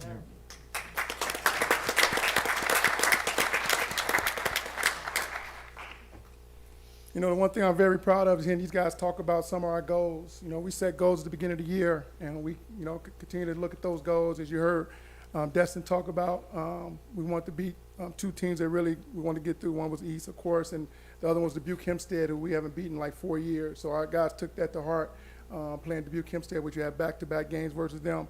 Another one was to make the playoffs. We have a play 14 model in our program where we want to be able to play 14 games. Only 2 teams get to do that in the state, and that's the 2 teams in the state championship. And so we put that as one of our goals, and to put a banner in our gym. So to make the playoffs and put a banner in the gym was one of the big ones we talk about, and our kids better come back 10, 15 years and see those banners up. And back in the new gym too, put those banners up, they can go look at those and see those type of things. So it's good to hear those guys talk about those goals, but those 2 guys were first team all and second team all state for us. The next one is coaches. Okay. Our next was our Coaches Staff of the Year Award. We were just honored to have that award again. Like anything, none is done by itself. It takes a lot of people, it takes a teamwork to get to where we got this year. Not only just from the players, the coaches, our administrative staff, who's very supportive for us, our parents who help our team out with team dinners and those type of things. But I just want to kind of introduce some of our coaches and the ones that are here also who has helped me out. That makes my job easier. It's a good group of guys. You know, we got 10 assistant coaches, and of those 10, 8 are former players of mine. So I don't say how long I've been here, I guess. But they all came back to help out, and that's good to have. But some of the guys that we have to here today is Coach John Dunford. He's one of our O-line coaches here today. Devin Moore is here also. Dontarius Porter, okay? And then Blake Lindenwalter are some of our assistant coaches that are here today. Ones who are not is Nick Rowe, who's our defensive coordinator, Eric Harbaugh. Just had a kid here about 2 months ago, couldn't make it tonight, which is our offensive coordinator. Andy Payton was another one of our assistants who actually was one of my assistants and left and came back. So it's good to have him back on our staff. Eddie Lanier, another former player of ours, he had wrestling practice tonight. He's also doing some wrestling coaching. Jonathan Jackson, and then we also had Ryan Dabney, who's our head freshman coach, who did a good job for our freshman team. So those guys are very dedicated and do a good job for our kids and for the program. And I think it was all honored back to what they do and got us back to, and we got this Coaching Staff of the Year Award, which we were very honored, but it takes a lot of people to get to that area. So thank you.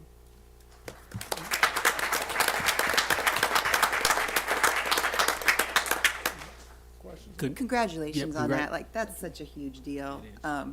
You know, we get to see the results when the kids are successful in the field or them overcoming obstacles, but we don't always get to recognize what happens behind the scenes and the people that build those students up into the athletes that we see on the field. So congratulations, and thank you for everything that you do. Thank you. We appreciate it. We just got a good group of coaches who do a good job, put in a lot of work, so it's well off. How many students did you have out this year? This year we had about 115 kids on the program. Yeah. We had about 50 on varsity this year, which was a high number for us. We haven't had that since 2018. COVID kind of hit us back a little bit, and so we was trying to get those numbers back up to where we needed to be. So that was a good numbers to get up to. But our freshman team was 5-4 this year, which did a good job in a competitive 5A schedule. Played some good teams well and did a good job. So I was just very proud of our guys. Congratulations to your whole staff. Appreciate it. Thank you.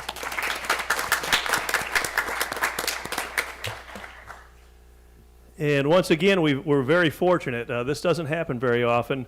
I'd like to introduce Coach DeCarlos Anderson to talk about a All-State player from East High this year, Ja'Kai Parker. Ja'Kai, sorry.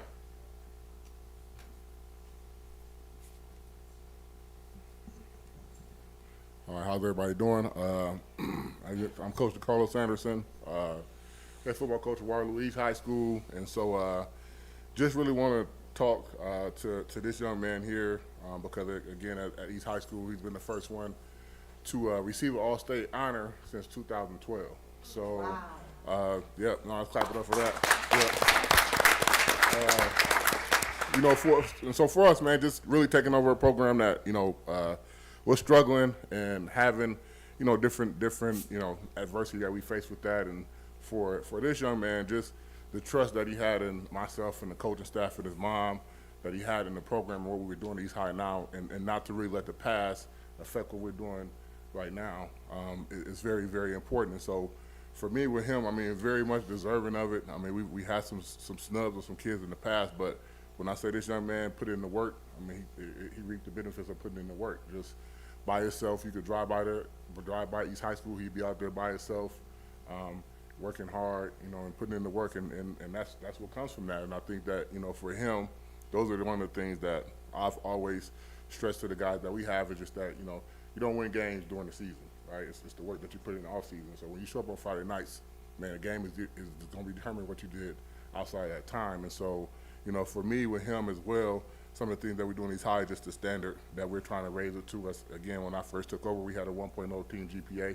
We're now to a 2.6. So, you know, those are the things that we have to celebrate around here. And so it ain't all about wins and losses. And for me, this is a major win when it comes to that means that the state is recognizing the things that we're doing these high. And so, Jakar, I just want to, you know, you want to say something, man? Yes. Yes.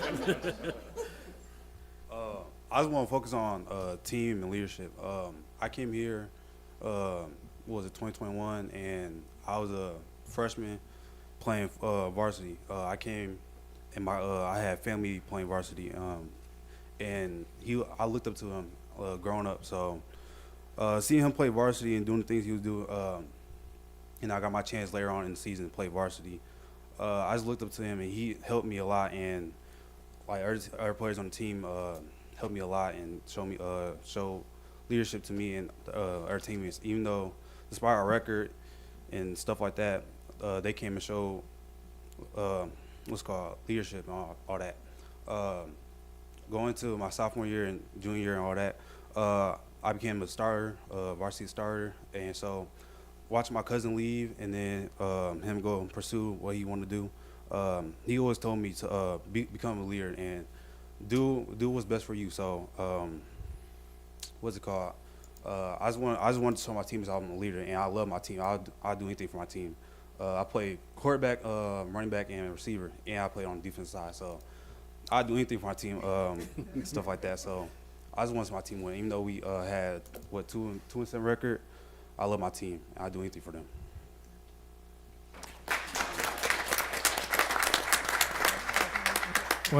What's your plans for next year? I plan on attending college, majoring in sports marketing or athletic training, and keep playing football. Very good. Any more? Congratulations, sir. Good job.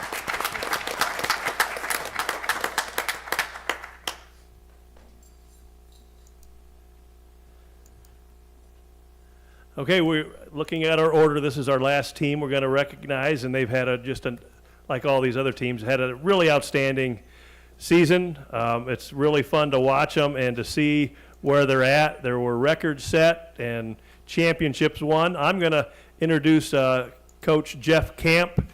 He's been coaching our swim team for quite a few years now, and he's going to talk about the great season they had. Thanks, Coach. Jeff Camp again. Great season. We qualified 8 swimmers and divers for the state championships. 3 came today. Introduced Cassie down there, my assistant.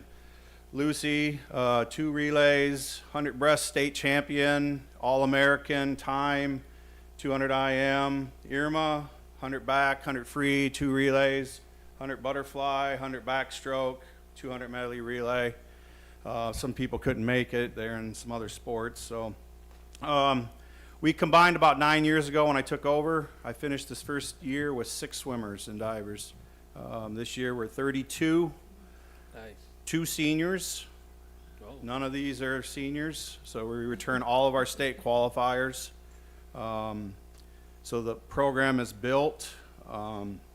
Another thing is academics. I think last time I looked, the GPA for our swim team, if you combine all the schools, we're about a 3.8 wow. average GPA.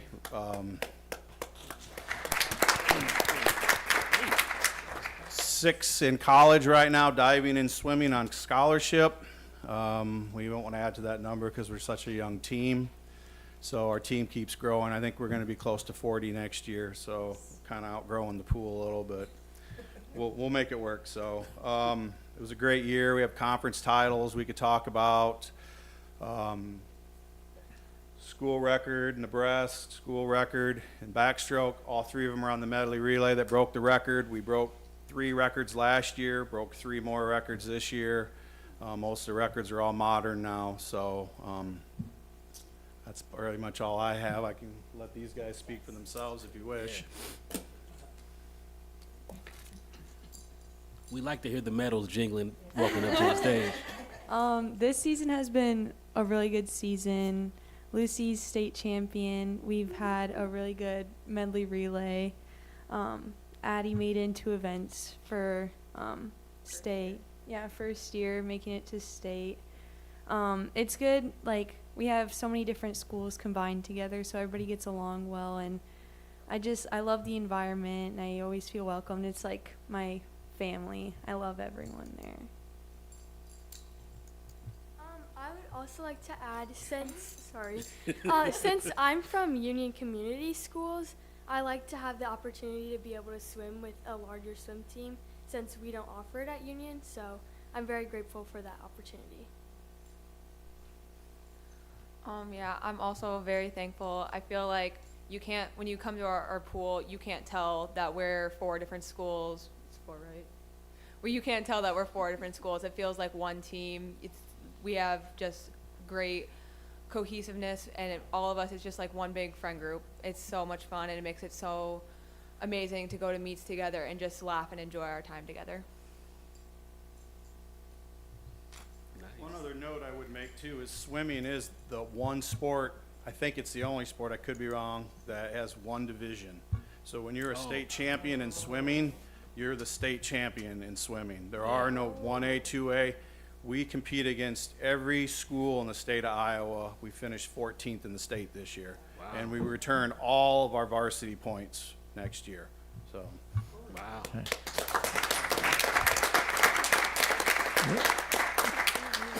With so few seniors, is that just normal variability, or is there a reason that students, may compete as juniors but not seniors? So when we first kind of started and we were really small 6 years, 7 years ago, it seemed like we had a pattern, and I don't understand why we had it, but one year we'd have 10, the next year we'd have 3. Our senior year is the last year that's ever happened. We average 10 to 12 every year, and it's been that way for 3 years, and I know of kids already that are going to be out. So I work with some of the 8th graders already, and so our numbers are going to be at 40, I believe. But for some reason there was that pattern. But I think the familyness that we've developed, it's everyone kind of wants to be part of it now. So I see it growing. And the other thing is academics are huge, but I never have a problem. I mean, the GPA is high, but like putting 6 into college, that's, to me, that's the real thing. I think that's, and these 3 can go to college when they're ready to go, so. Well, thank you, students, for all you accomplish, and then yourself for changing the culture of swimming. Yes. Keep going. We'll look to see you here next year as well. Great job. Great job, Coach.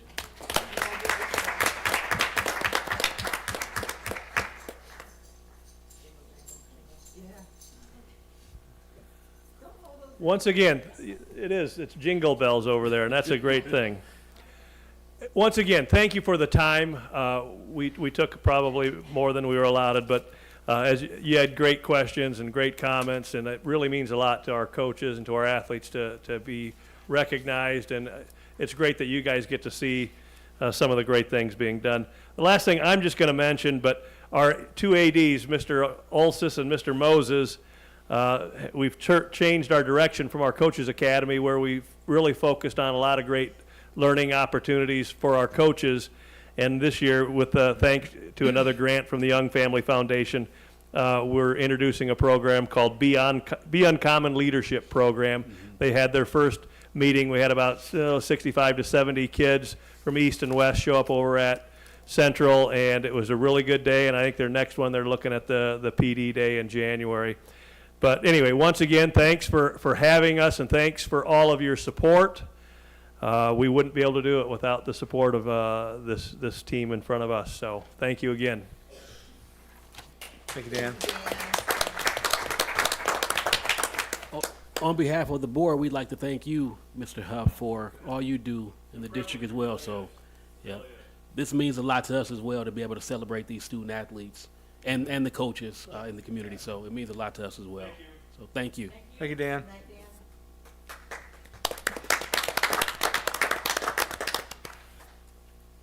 Moving right along, the next item on our agenda is a board celebration, the Waterloo Career Center Plumbing Program expansion. And we have, oh, I saw you back there hiding. We have Amy Meehy, Associate Director of K-12 Career Development at the WCC, to talk a little bit more about that. I don't think so. Thank you. I didn't come bearing gifts, so I apologize. No. But really, just to give you a brief history of plumbing technician program at the Career Center, we brought the program in 2019, 2020 through Kirkwood, offered concurrent or college credit classes. And over the course of the next several years, we just didn't see that enrollment growing. And so some of the changes that we made, hoping to open up access as we dropped that concurrent piece, made them just general high school credit courses. And then also in the last 2 years have offered a piping and welding class. We were hearing some interest, talking to our business partners as well. So we've added that over the course of the last 2 years and have really seen a high increase in interest in the welding portion of the class. And then upon those business partner conversations, which we highly value, we've seen a lot of them here tonight in our world, we've made some changes with the HVAC. For those of you unfamiliar with what HVAC means, it's heating, ventilation, and air conditioning. I do know that's problematic in itself, but what this will do is allow us to build upon our welding, but also our electrician program is a booming area as well. There's a lot of correlation between all of our trades programming, and by adding this HVAC, we'll also add another track for our students, and in talking to our partners, just more employable with that variety of background, especially in a high-need area. So we currently, this semester, have 21 students in our plumbing program. We're predicted to have 34 next semester as of right now. 11 of those students are part of that welding class that I was talking about, that growth, increase of growth. So we're excited, looking forward to it. Lots of excitement from talking, our business partner talks on adding this. So we've got a lot of resources already. We have an incredible space available. Our old electrical classroom in the Career Center currently is a great spot for some ventilation, lot of potential. Growth in welding as well. So how are you partitioning the hours for each discipline? How does that? So how's the program going to look? Yeah. So what we're planning on, and the vision I see it going, is probably 75% HVAC. We do want to keep the plumbing track. We do offer some introductory classes right now in plumbing, but that mostly being HVAC coursework. So is That answer your plumbing question? being scaled back at all in terms of the different metals? Say that again. Is plumbing being scaled back at all in terms of the different metals that they weld or anything like that? No, because that's a lot of the introductory coursework we already have. I don't think there's a class on theory that they focus on the history part of it, and then that actual putting it into practice. So it wouldn't be scaling back any of the introductory stuff. It's more of adding more of the HVAC focus. Because we, in conversation, see a lot of potential with, like I said, the electrical program, the mechanic side of HVAC. Yeah. It seemed like hers, yeah, okay. Seemed like I saw hers a little bit of excitement. One student I know who was in the electrical pathway, we're going to graduate early, but it's changed his mind, going to stay around another semester and do the plumbing HVAC. So it's kind of what you're saying, opportunity to add some parallel skills that may help him. He wants to do electrical, but may add some additional skills that might be useful in his career plan. So I think adding a little bit of variety there, and there's a lot of crossover. When I talk to him of knowing what your counterpart's got to do may help you do your job better. If you're routing electrical, knowing that, hey, I got to consider what's going on with the plumbing here too, and be able to work together with those different trades. I mean, that's just as important as just knowing your single trade by yourself. So. But typically HVAC has a lot of demand, and they're harder to fill positions. So I think the students that graduate with knowledge of HVAC are going to be a step ahead. This is a good move. And there's like HVAC program right at Hawkeye they can move into then, There right? is, and that's one of our contacts we've been working with as well, the non-credit side Yeah. of Hawkeye. Very cool. Has curriculum and everything that we can work with and plan that. I think it pays. I mean, it pays really well. That's, so Well, you can step into a career. This is time of year you want to know a good HVAC connection if your furnace goes out. So. I think the average in Iowa is $27 across the state per hour, so that's appealing. That's good. All right. Thank you. Thank Any more you. questions? Appreciate it.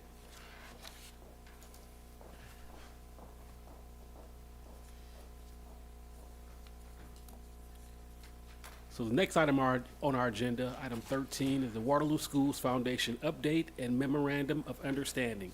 It is the superintendent's recommendation that the Board of Education approve the memorandum of understanding between the Waterloo Schools and the Waterloo Schools Foundation for 3 years, 2025 through 2027, as outlined. Second. And we have Miss Hannah here to join us to give us a little bit more information. Good evening, everyone. I'm here for an update and also talking about our memorandum of understanding. It's always great to see everyone, and I always like to resurface that we at the Schools Foundation are a 501c nonprofit organization that exists to fund, promote, and inspire academic excellence across all buildings in the Waterloo Community School District. So just excited to be here kind of going over our 2024 successes as an organization and our partnership with the district before we move into kind of our more meatier items of our memorandum of understanding. So a few things that I wanted to specifically highlight.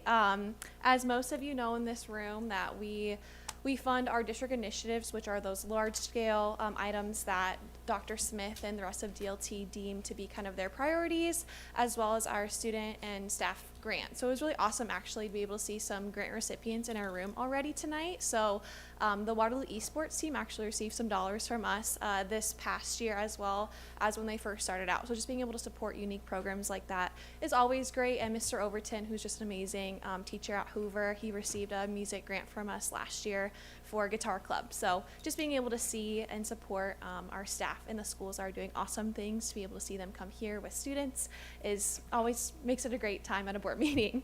So just wanted to point that out.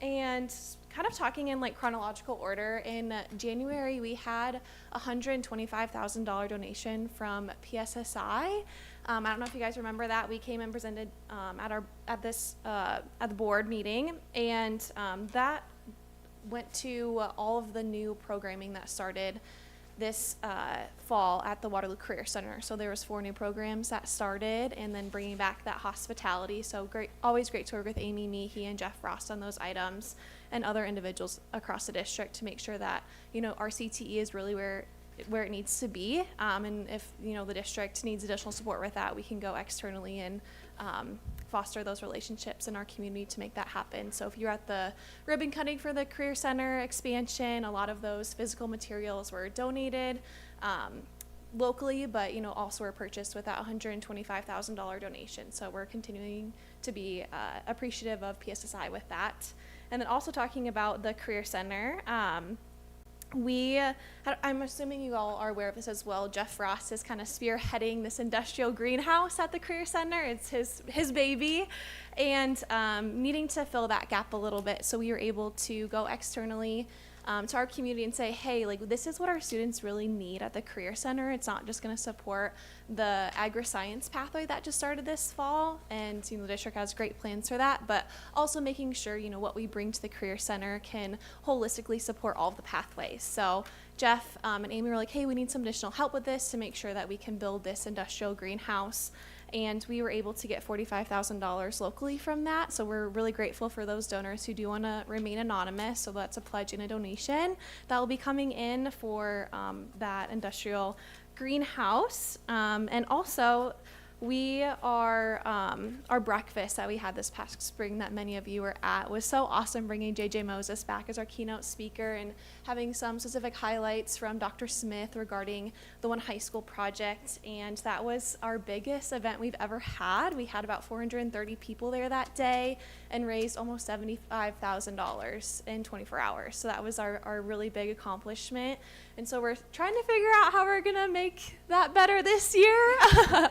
So if you have any ideas, please reach out and let me know. But just always excited to see our community continue to support public education and know the importance of it across all different industries. So we have all of our annual sponsors that come, and those tend to be businesses as well as individual attendees from the community. And our students and staff that are able to come and represent their schools too. So that was an awesome accomplishment this year.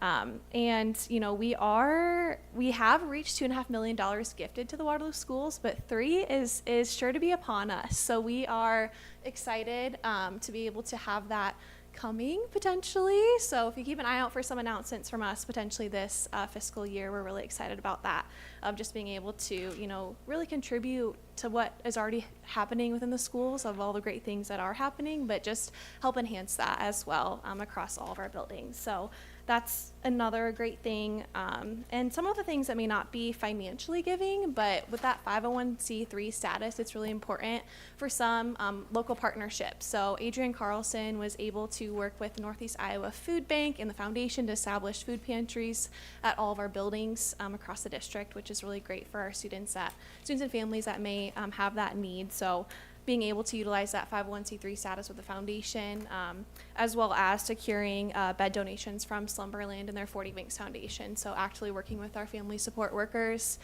to make sure that, you know, our students have safe places to sleep and their families are able to provide that for their children and for parents or other adults living with them. So just a few of the things I wanted to point out that we're able to work on with the district and just help have us, you know, do better so we can help you do better as well. So we're excited for what is upcoming with, you know, some potential announcements, but also looking forward to our continued partnership. And I just wanted to thank those of you that have completed our strategic planning survey. Thank you. And we do have some leaders across the district, as well as Astor, who are participating in our constituent surveys for our recent strategic planning with Match nonprofit consulting. So we're excited to just really take a look in the mirror and understand how we can do better as an organization to support you all in the work that you're doing. So just a few things I wanted to highlight. Does anyone have any questions for me before we kind of talk about MOU stuff at all? I don't have a question. I don't have a question. I do have a comment. Yeah. And I don't know if I can express on behalf of the board. I'll try to a little bit. Just how gracious we are, the partnership with the Waterloo Schools Foundation and all that you do. You mentioned a few things, but we know that there's countless other things that you do for our district over the years. And you're always so gracious and right on time and right on the spot with doing it. Like you said, you mentioned a couple of the grants that were given out this year to some of the people that we celebrated today. So on behalf of the board and the district, we can't thank you enough for your partnership and all that you do for the students and the staff and the community through the foundation. So we're extremely appreciative of this partnership. So thank you. And not just through the foundation. Like, Hannah Luce sits on the equity committee. Like, this is not just Hannah Luce as the Waterloo Schools Foundation. This is an individual who commits herself to Waterloo schools and our community full time. Yes. So absolutely. It almost shames me so much to see this young woman doing everything she does.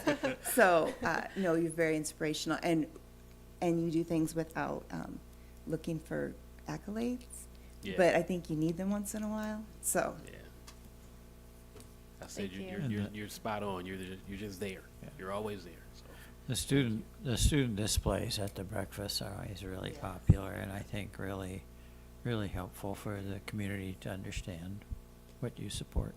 Thank you. Yeah, and I couldn't do it without, I feel like I get some recognition. I know some of you were just mentioning that, but we do have Skylar Chamblath in the room. She. I was wondering. Oh, yeah. Yeah, why didn't you come up? I can't see behind. So she works wonders for the foundation. So I always say she is just a mighty person behind the scenes. And so if you want to come up, and I don't know if you have anything to say, but Skylar works so tirelessly for the foundation and has really helped transform our organization since she stepped on. It's been it'll be 2 years in February. So she's been awesome and manages all of our grants. So she's the one who's mainly connecting with our students and staff and helping them, get applications in and organize all of that, and all the, pretty things that you see, like our social media website, all that comes from Skylar. So we're really grateful for her. I don't know if you want to say anything at all. So, and the renowned Al Yu is also in the room celebrating the foundation. So he joined our board as a previous WCSD staff member. So it's great to have, great leaders like Al helping, pave the way for the foundation and what these next chapters will look like. So we're really grateful for him and the rest of our board members as well. Yeah, and when we say the foundation, it's the board as well. The people behind the scenes, you're more visible, but everybody that's behind the scenes as well. And Skylar, I see Skylar all the time. So thank you to your whole team and everybody that's supporting our students and staff and families of the community. So we appreciate you. Yes, thank you all. We greatly appreciate you and your leadership as well. Any more questions, comments?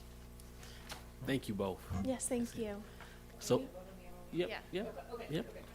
I didn't forget. not this one. This is too important. All those in favor of approving the superintendent's recommendation, state aye. Aye. Any opposed? Chair votes aye. Motion carried. Thank you again. Thank you.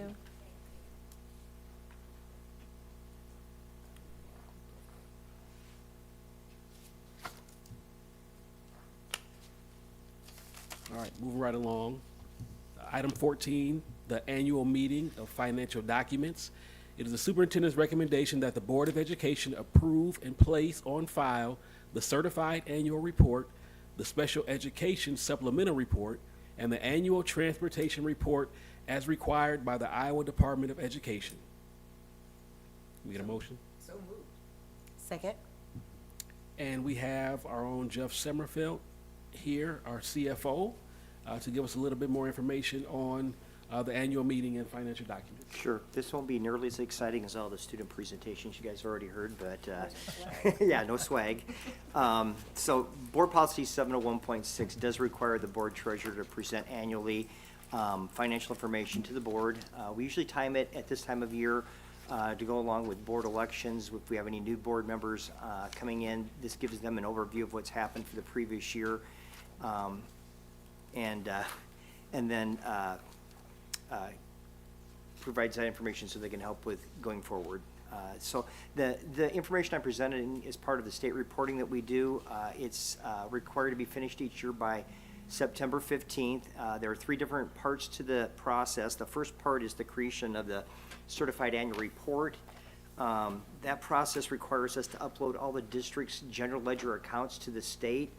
For the last year, there was 10,473 accounts that we uploaded. There are 7 parts to each account code: the fund, location, function, program, project, object, and local field. Yeah, good stuff. And then the reporting requirements. There's a lot of edits in the process. So if we create account codes that don't work according to the state's chart of account codes that they require us to follow, it creates errors. So we have to go in and correct the account code. So if a function doesn't work with a program, or a program number doesn't work with a project, we have to make all those corrections. The entire process takes probably about 2 weeks to get everything uploaded correctly. It's a year-end process also where we're closing out our books. So For any of our grants or entitlements, we have to have our revenues equal our expenses for financial reporting. So end of year, we're looking at any bills that come in, recording our payables, and then we have to make sure that what we're reporting and requesting, like for instance through CASA, that revenue matches what we're booking for a receivable, so that at the end of the year, our revenues and our expenses equal. And we will go over a couple of the reports here in a minute. But the second part of the process is the completion of the special ed supplement. The special ed, or SES, calculates the results of our special ed program for the year. I brought this to the board on September 23rd. We did have a special ed deficit. The board approved us applying to the SBRC for additional authority to support the program.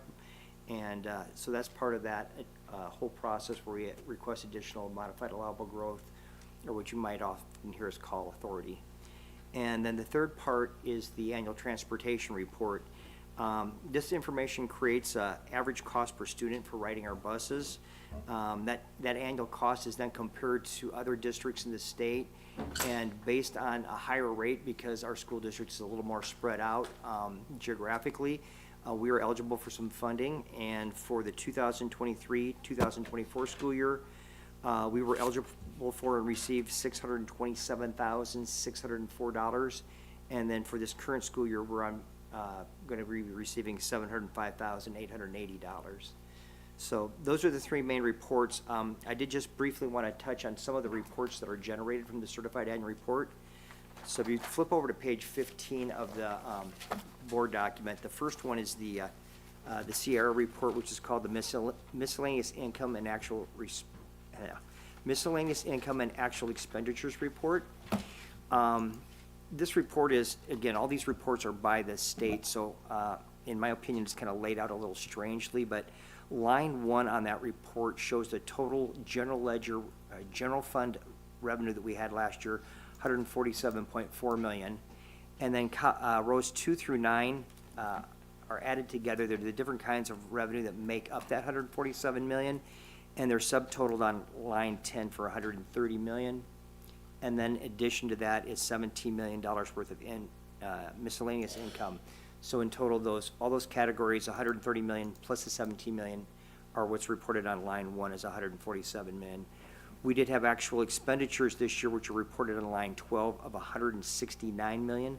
So we had a shortfall this year of about $21.7 million. Yeah, we're, I'll interject, we are doing strategic planning. We do have a plan in place to address that trend. Okay. The last little bit on this page, lines 13, 14, and 15, are the state calculation for our maximum cash reserve levy that we'd be allowed to levy on the taxpayers. And this is showing that we would be able to levy a tax of about $24 million. And to the relief of the board and to all of our citizens, we will not be levying a $24 million cash reserve levy this next April, but that does show the limit that is available through the state calculation. Flipping the page, the next report is on page 16. It's called the Budget Crosswalk. This lists some information on each fund individually. The first column has the general fund, and you can see across the top are the different funds are listed there. This is basically, the first page is kind of a summary. This is a little deeper dive into the numbers, and then the last two reports I'll show you are even more detailed information about our revenues and our expenditures. But down the left-hand side there, the different rows are listed at the top are the revenue lines for each of the funds. And again, they come down on line 20 and have the same matching $147.4 million in revenue for the year. Line 21 shows our beginning of the year fund balance. So at June 30th of 2023, when we closed that fiscal year, we had $35.5 million worth of fund balance. Just as a reminder, fund balance is an accounting term. It's your assets minus your liabilities equals your fund balance. So what you own minus what you owe to own those assets still equals your net fund balance. So that's cash, not authority. That is, well, it's an accounting term. It's not neither cash nor authority. It's fund balance is the third category. It's not liquid funds. It's all your assets, so it could be our buildings, our cash, our receivables, minus all of our payables, those sort of things. That's your fund balance, okay? So in a simpler version would be like if you have a $200,000 house, but you still owe $70,000 mortgage on it, you have $130,000 net value, or in this case, fund balance, okay? And then on line 27, or excuse me, 37 of that same report, it's still showing the same $169 million in expenses this year. Our fund balance decreased from $35.5 million down to $13.7 million, and that's represented on line 38. Makes me anxious.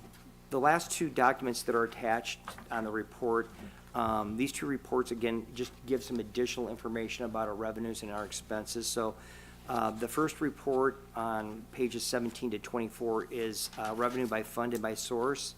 And again, this report lists our various funds in columns and our funds across the columns at the top, and then each row provides some additional information about our revenues, a little more detailed. The other report is called the expenditure by fund, facility, function, and object report. And again, it just breaks down our expenses in a little more detail, but obviously the numbers are still the same in both, in all three of these documents. And then later this evening, for your enjoyment, we have the presentation of our audited financial statements as well. So, any questions about that? So this Ed Insight program that's a state program? Where are you looking at? I'm sorry. Just where it's generated. Oh, Ed Insight, yes, that is just the name of the state program, yes. So every district in the state uses the same program? Yeah, we all have to upload through the Iowa Department of Ed portal, and then that's the program that they use.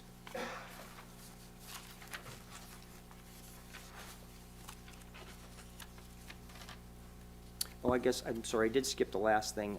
The last thing that was in this section was the recap of our interest income for the year. That starts on page 25. We did have unusually high interest income for the 23-24 school year. That was due to the large cash balance we carried over at the beginning of the year from our ESSER funds, and also historically high interest rates. So we had much higher interest income than we've had previously. It will be decreasing for the 24-25 school year significantly. We're looking at closer to probably about $1 million in interest income in the general fund as compared to the previous year. And again, that's just mostly due to our decreasing cash balances we have on hand, and then also decreasing interest rates. What was it last year? I think it was $2.5 million in the general fund. These things are hard. Yep. Yeah, it was, So excuse is me, it- 2.1 million. Okay. So interest on any save bond would go into this same calculation or not? You're talking about the, when we sell bonds and we have the net proceeds, yeah, we will invest those, Yeah. and those will go into the capital projects fund. But not the interest? The any interest that we earn on the excess proceeds until we spend it, yes, will go into this. Which is part of this capital, Yeah, part of there's this a, there's a, year, there's a 13 line for capital projects. 33. Fund 33. Obviously, we don't have that right now, so the capital projects is not earning that much interest. So, you know, we signed up again with Farmer State Bank, right? Yes. Are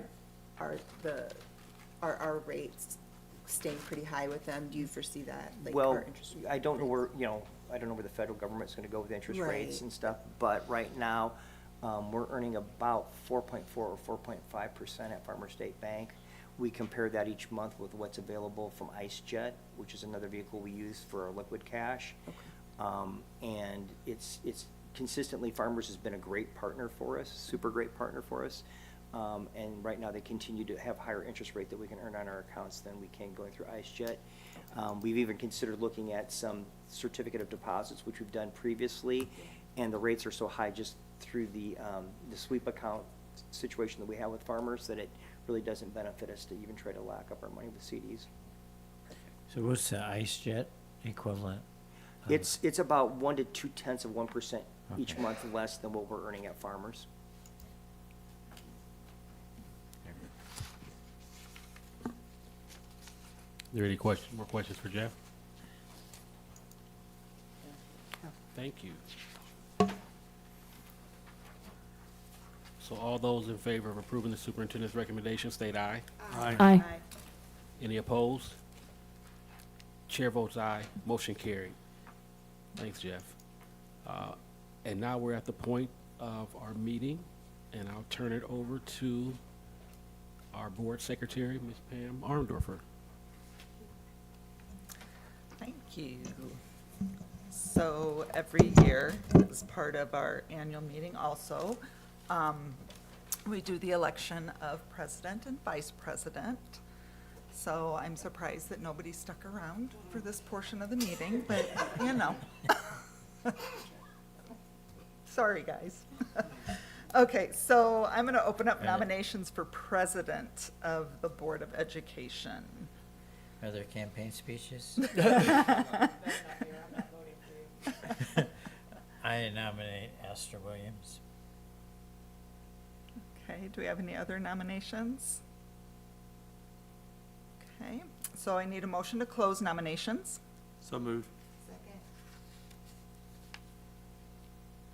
And all those in favor of closing nominations, state aye. Aye. Any opposed? Thank you, that carries 6-0. So Astor Williams has been nominated as president of the board. All those in favor, actually, this is a roll call vote, so we will start over with Stacy. Aye. Jesse? Aye. Lyle? Aye. Janelle? Aye. Crystal? Aye. And Astor? Aye. Thank you. Okay, so Astor has been voted as president again for another term. Congratulations, Astor. Thank you. Okay, and then I will open up nominations for vice president of the board. I nominate Lyle Schmidt. And do we have any other nominations? Okay, so we need a motion to close the nominations, please. Second. It's taking me longer to write my notes. Okay, so Lyle Schmidt has been nominated as vice president of the Board of Education. This will also require a roll call vote. Director Mills? Aye. Director Knight? Aye. Director Williams? Aye. Director Ewing? Aye. Director Matlock? Aye. And Director Schmidt? Aye. Awesome. Okay, motion for Lyle Schmidt as vice president carries 6-0. I would ask both of you to raise your right hand. And would you like to stand up, please? I did that earlier. Whoops. Okay, and raise your right hand, please. Do you solemnly swear that you will support the Constitution of the United States and the Constitution of the State of Iowa, and that you will faithfully and impartially, to the best of your ability, discharge the duties of the office of President and Vice President of the Board of Education in the Waterloo Community School District as now or hereafter required by law? I will. Yes, I will. Thank you. Congratulations. President and Vice President, and Can you get a picture of that? Can I get a picture of that real quick? Of you guys shaking hands? Yes. Getting Wait, wait, wait. Good side. Hold on. 1, 2. Nice. Can I say something for a second or no? Sure. Just, it's been a great year watching you two lead and leading us through a big year. So, we appreciate it, and I'm excited to see what this year brings. Thank you. It has been a monumental year in many respects, but that's everybody working together. That's not. I'll save my comments to the end, and I promise to make them short, depending on the time. What's 5 more minutes tonight? Yeah, depending on the time. So, depending on how much I'll talk, I'll be gauging the clock. So, We're already on page 28 of 170 pages. Yeah, I mean, you know.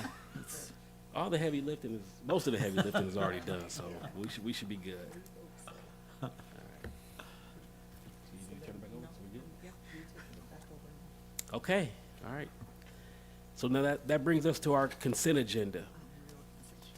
Oh. Oh, I thought you were doing it. Okay. Hold on, let me see. Is that a motion? Okay. Okay. Excuse me, so the reorganization of the board. The recommended motion is that the president of the Board of Education of the Waterloo Community School District, Astor Williams, be authorized to sign all warrants, contracts, and all other documents that require his signature, and the vice president of the Board of Education of the Waterloo Community School District, Lyle Schmidt, be authorized to sign all warrants, contracts, and all other documents that require his signature in the absence of the president, and the signature plate of Astor Williams, immediate past president of the Board of Education, be authorized to continue as a valid check signature until a plate for the new president can be obtained, and the superintendent be authorized to invest school district monies prior to allocating these funds toward payment of expenditures in accordance with Board Policy 701.8, and the Board of Education reaffirms all policies and actions of preceding boards. So moved. Second. And this looks like it could be a roll call vote. It says motions can be separated if desired. So would that be separate me? Okay, gotcha. Gotcha, okay. So all those in favor of approving the superintendent's recommendation, state aye. Aye. Any opposed? Chair votes aye, motion carried. Thank you all. Now, this brings us to our consent agenda. Tonight's consent agenda consists of 10 items. Approval of minutes of the November 11th, 2024 regular board meeting. Item 2, personnel appointments and adjustments. Item 3, bills due and payable and bills paid between board meetings. Item 4, student travel to Washington, D.C. and Williamsburg, Virginia. Item 5, the STEM Best Grant. Item 6, open enrollment. Item 7, abstract of votes, special election authorizing the issuance of school infrastructure sales, services, and use tax revenue bonds. Item 8, set date of public hearing for the Bunger Middle School track and field project. Item 9, contract with E. Bailey. And item 10, purchase of property. Are there any items that board members want to see removed from the consent agenda? 4. And probably 9 and 10. So that's item 4, student travel to Washington, D.C. and Williamsburg, Virginia. Item 9, contract with E. Bailey. And item 10, purchase of property. I want to remove item 2, personnel appointments and adjustment, because I believe we may have to amend something if I read correctly.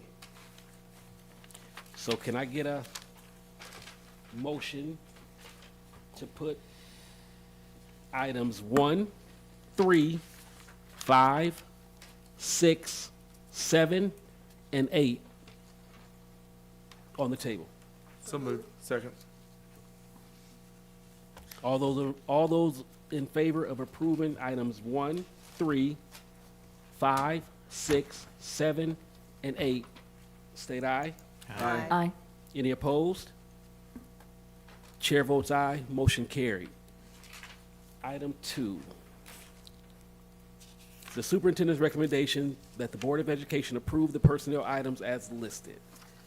And I believe, just need some clarity on one item. Would be- Want to get a motion on first? Oh, yeah, So need moved. a motion. Thank you. Can we get a second? Second. Under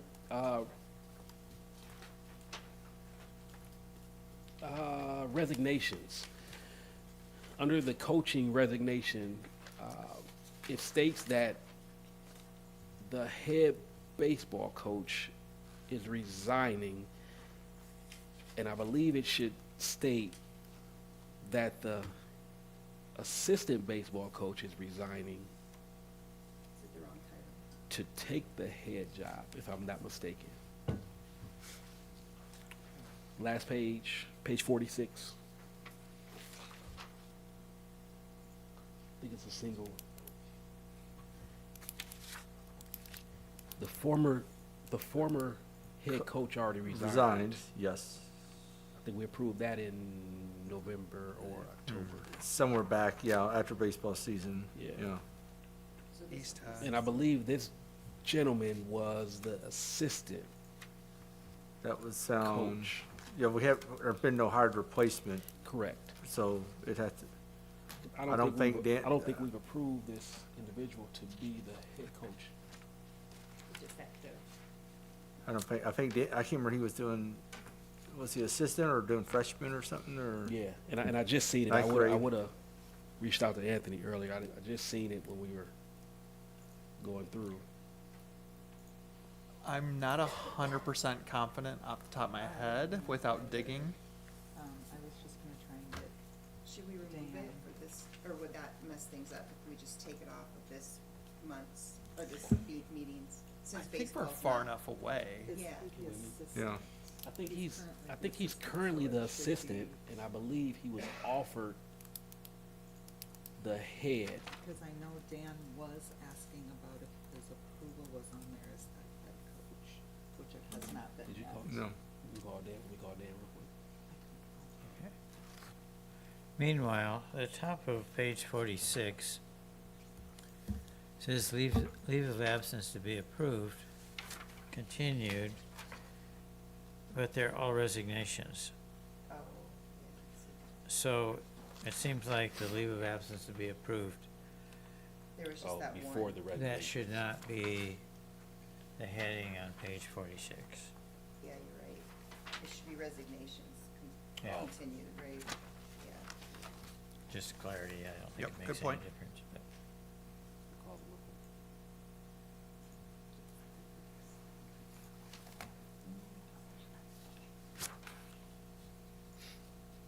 Might as well go right to the source.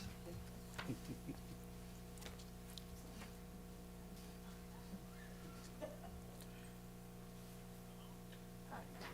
We're trying to finish up the meeting. We're doing our consent agenda, and on the agenda, it has Dan as resigning as the head baseball coach. Is that a hire? Would he be hired as the head baseball, or is he resigning as the head baseball, as assistant? Would he be resigning as an assistant coach?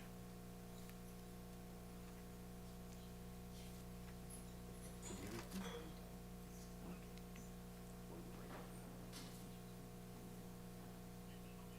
You break, yep, go ahead, go ahead. So on the agenda, personnel appointment agenda, it has coaching. I'm getting in. Coaching, resignation, it has a East High coach, head baseball coach, resigning as a head baseball coach. But I believe we already, approved the resignation of the former head baseball coach. So would this be an assistant coach resigning his position?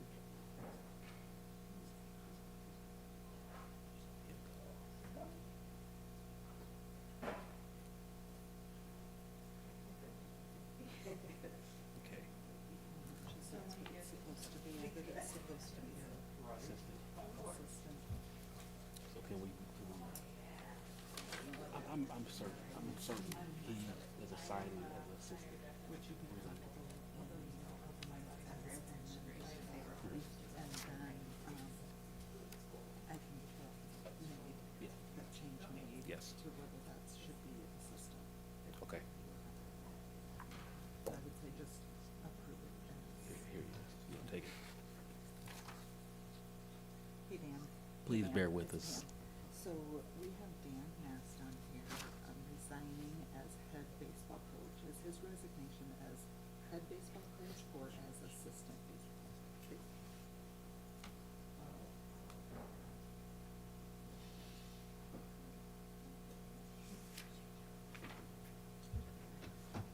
so he's resigning his assistant. Right, right. Right, okay. Okay, okay.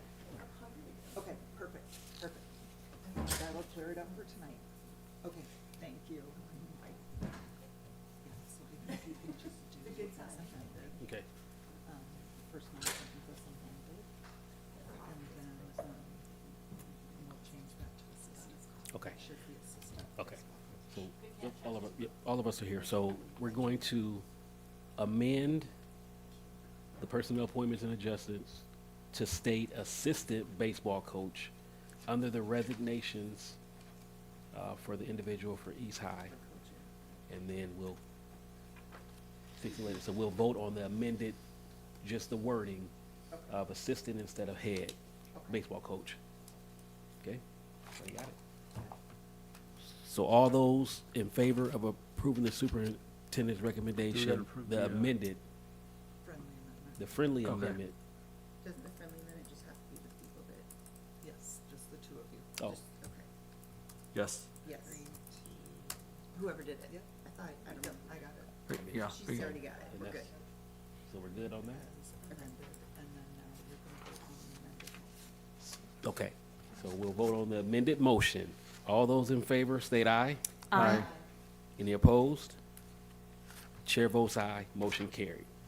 Ooh, that was a lot of work. Thank you for catching that. Yeah. That brings us to item 4. It's the superintendent's recommendation that the Board of Education approve travel for 29 high school students to travel to Washington, D.C. and Williamsburg, Virginia for an African-American history trip in June of 2025. So moved. Second.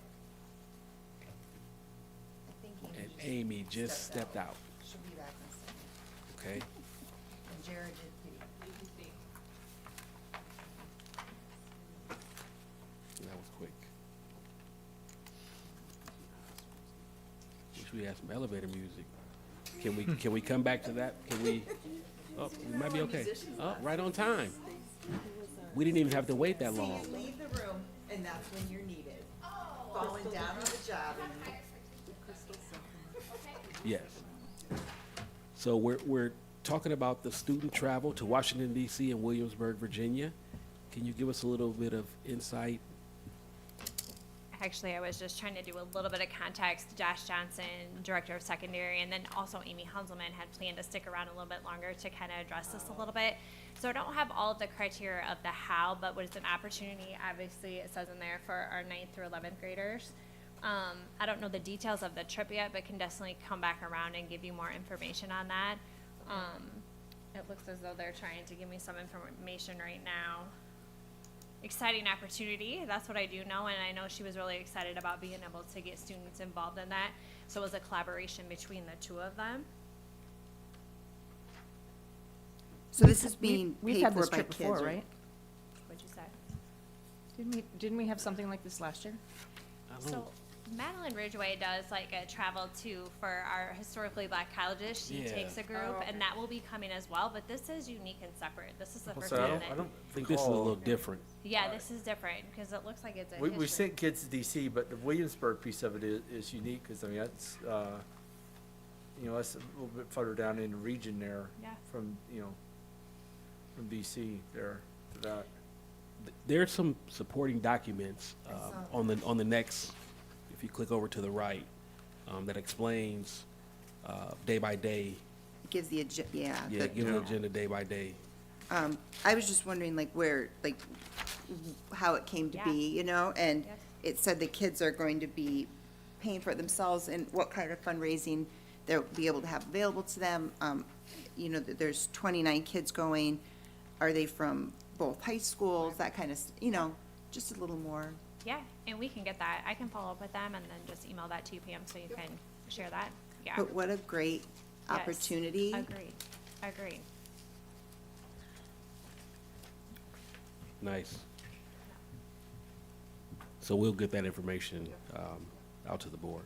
And then we can circle back when they get back and have them come in and talk to us. Can you kind of make sure we we get that in there, so this is so cool. Thank you, Amy. Are Amy, there- did you also add kind of the diversity amongst the group? I know Yep. East and West, but, you know, Yeah. are there students of color going, Yep. you know, that type of thing? Yep, Thank you. absolutely. Thank you. I'll get that. Yep, thank you. So all those in favor of approving the superintendent's recommendation, state aye. Aye. Aye. Any opposed? Chair votes aye, motion carried.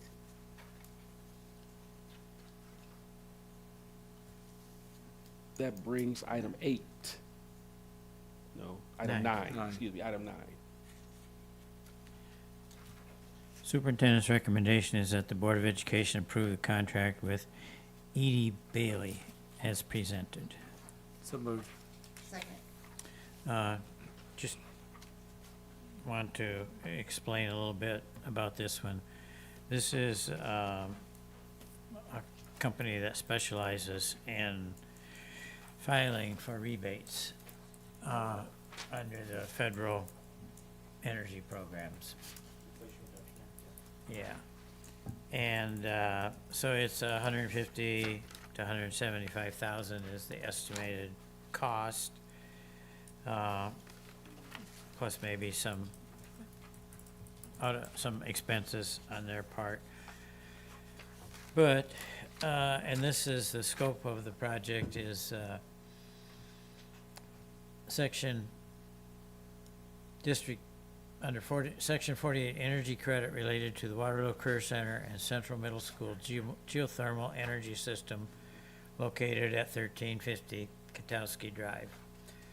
So basically it's, like I say, they're specialists in looking at all the details, how much was spent for the wells, how much was spent for the chilled beam systems. In each case, you know, it's probably 100 items. In each case, how much of it qualifies for a tax rebate and what the percentage of the tax rebate is. So it gets pretty detailed and pretty complex. I don't remember exactly, but the anticipated rebate is in excess of $1 million.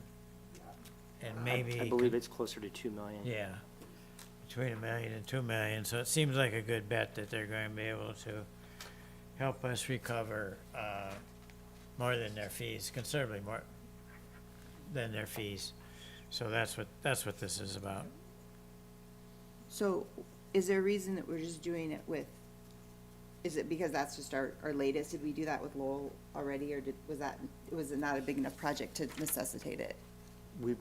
I'm not sure that, this is a fairly new legislation, I think. Oh. I don't think we would have had the opportunity to do it previously. And then with the new administration coming in, I'm not sure we're gonna be able to do it again going forward, but the timing's right now. Okay.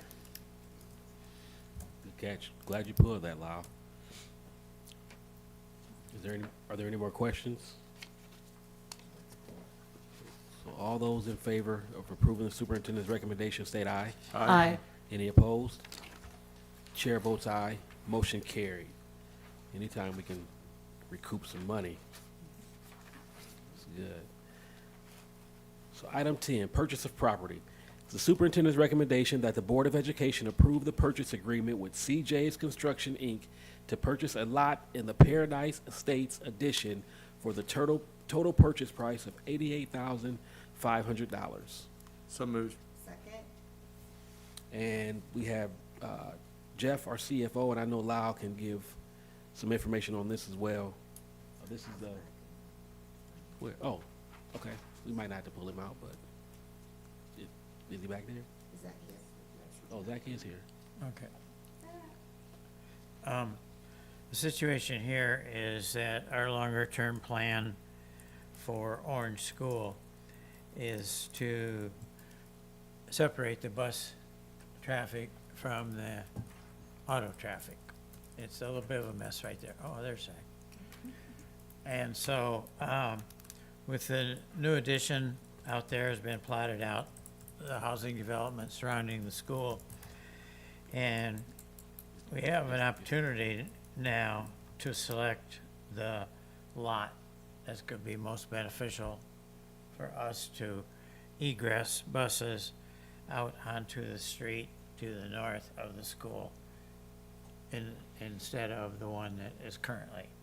It also, when it's more at the top of the hill, so that street exits onto, what road is that?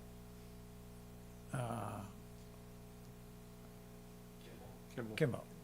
Exits onto Kimball at a safer location. So there's two elements to that. And the reason, even though it's not scheduled till, Zach, you got like 2028 or something like that.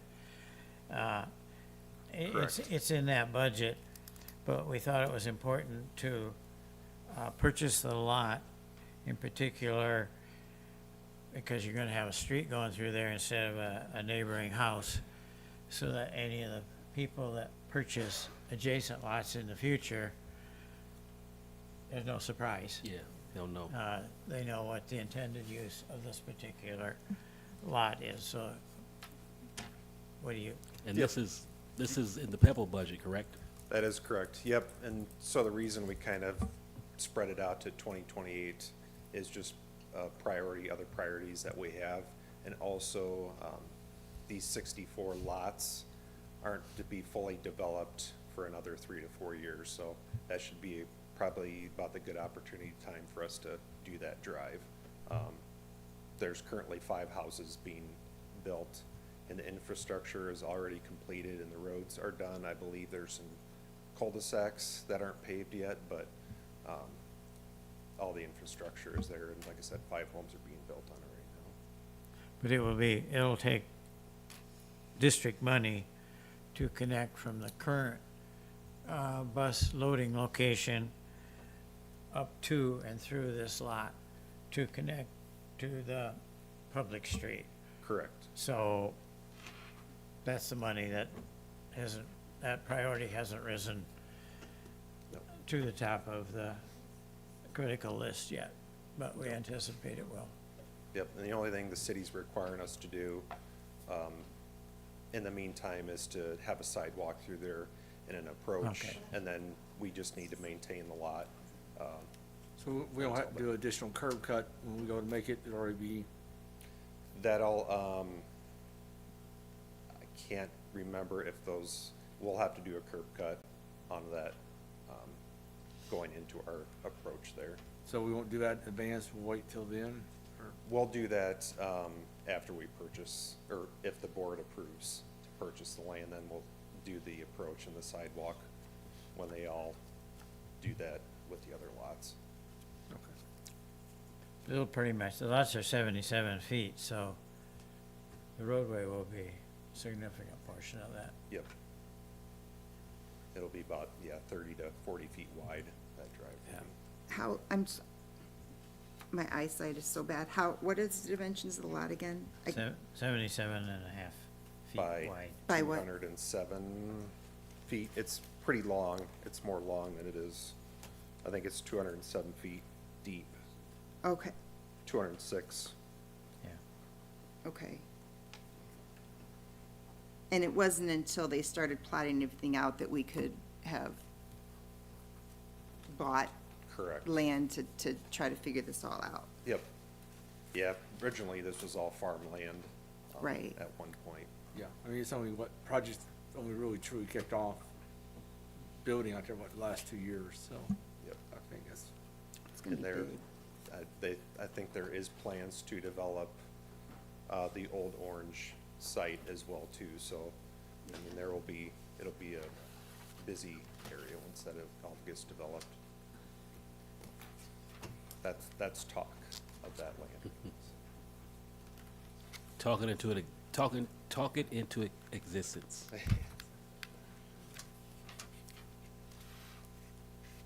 Are there any more questions on that? So all those in favor of approving the superintendent's recommendation, state aye. Aye. Any opposed? Chair votes aye, motion carried. Thanks, Zach. Thank you. So the next item on our agenda will be broken down into 3 parts. So there's 3 separate motions that we will need. And it's listed under item 18. SBRC modified allowable growth request for increasing enrollment, open enrollment out, students not counted in fiscal year 2023, and continued funding for limited English proficient instruction. So item 1 of this would be the increased enrollment. The district's administration is authorized to submit a request to the school board, the School Budget Review Committee, SBRC, for a modified supplemental amount of $631,558 for increased enrollment from the previous year's certified enrollment count. So moved. Second. So we'll do these, they're separate motions, but Okay. we can We can vote all discuss once. them. Well, because like, how many kids is that? It's only 3. So vote separate as well. So we have, Jeff here can give us a little bit of explanation. Sure. on one. So this is the increased enrollment. Yeah, so I'll just say in general, all 3 of these are not things we actually are applying for. The Department of Ed actually has it on their website, makes the information available. This is an annual request. All 3 of these are annual requests. So it's pretty much, yes, we'll take the additional authority. We'll always take additional authority when it's available. But in particular, what this is doing with the increased enrollment, you know, we always count our enrollment in October of each year, but then we don't get the funding until the following year. So when our enrollment's going up over one year over the next, we're having to serve those students this year while we don't actually get the increased funding until the following year. So the Department of Ed through the SBRC allows us to request this additional authority to assist with that cost that we're going to incur for those additional students. Now, for all 3 of these, this is additional authority. I want the board to realize that, again, this is not increase in taxes. It is not creating any additional cash for the district. It's just creating authority.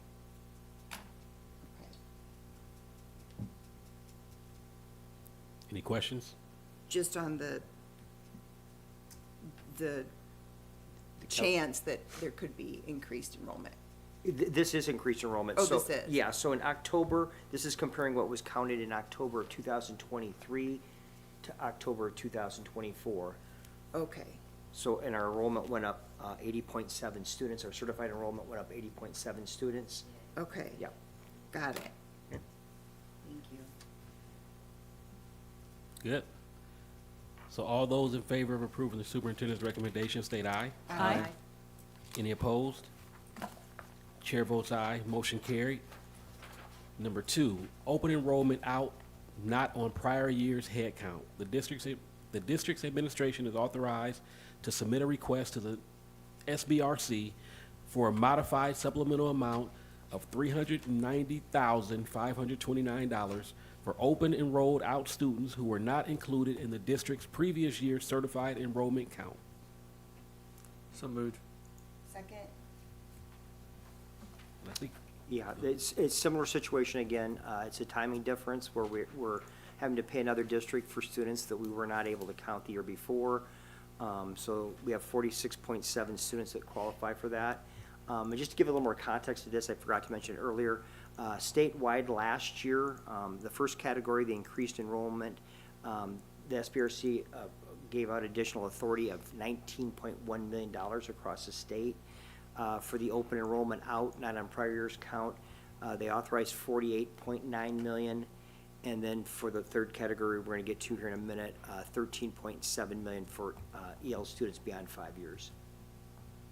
So this one, just help me understand. Sure. So, So we have students this year that we are having to pay another district because they open enrolled out of our district. that's this one. 27, yep. Okay. And then when we did our enrollment, we only had, from the prior year, we only had 80 students that, in that category. So we're having to pay for students that are not in our district this year to another district, just like we did with the increased enrollment. We're getting additional authority this year to pay for that expense.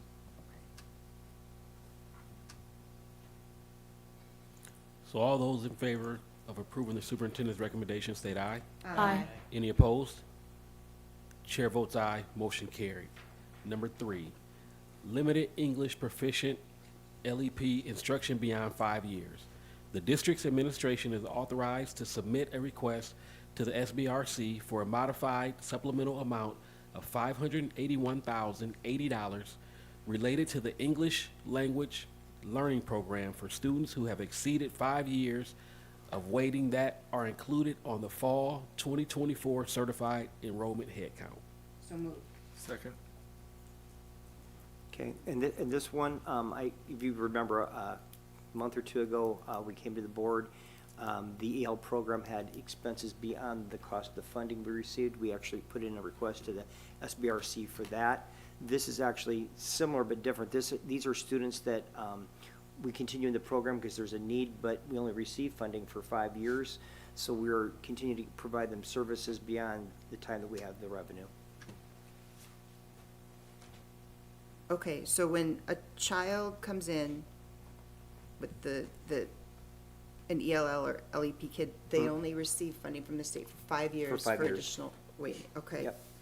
And this is, it's increasing our Our authority, authority, yep. but they're not going to continue, they're not going to provide additional funds. The state will not provide any additional funding, so they're allowing us this mechanism to ask for additional authority.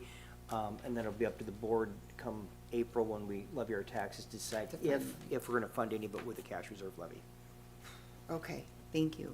Provide it locally instead of state. Yeah, then it comes back on the local property tax owners, Yeah. you are correct. Yeah. Okay.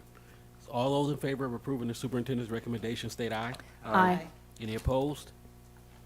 Chair votes aye, motion carried. Thanks, Jeff. And now this brings us to our last, nope, yes. Our last action item. So item 19, the 2023-2024 Comprehensive Annual Financial Report. The superintendent's recommendation that the Board of Education accept the recommendation of the District Finance Committee to receive and place on file the Waterloo Community School District 2023-2024 Comprehensive Annual Financial Report. So moved. Second? And, oh, you quick. We have Dustin. Right. You've been ready. You've been sitting back there patiently waiting. Oh, it's been good So stuff, we though. have- It's been pretty cool. Yeah, It's so been we a have lot of cool Dustin here to stuff. give us a little bit more information on this. Welcome. Thank you. Can you help me get the? Yeah, absolutely, yep. Okay. Take a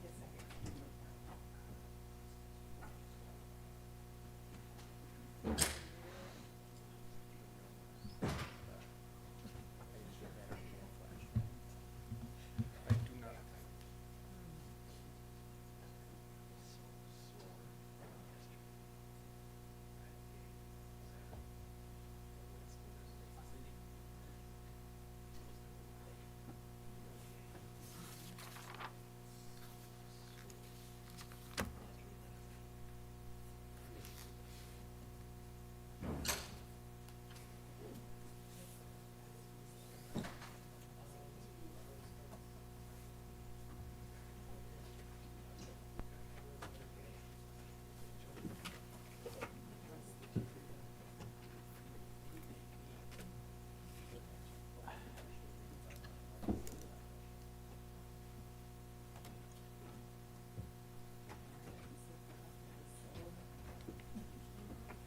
So while we're setting up, I'll just say, this is our 7th year working with Bergen.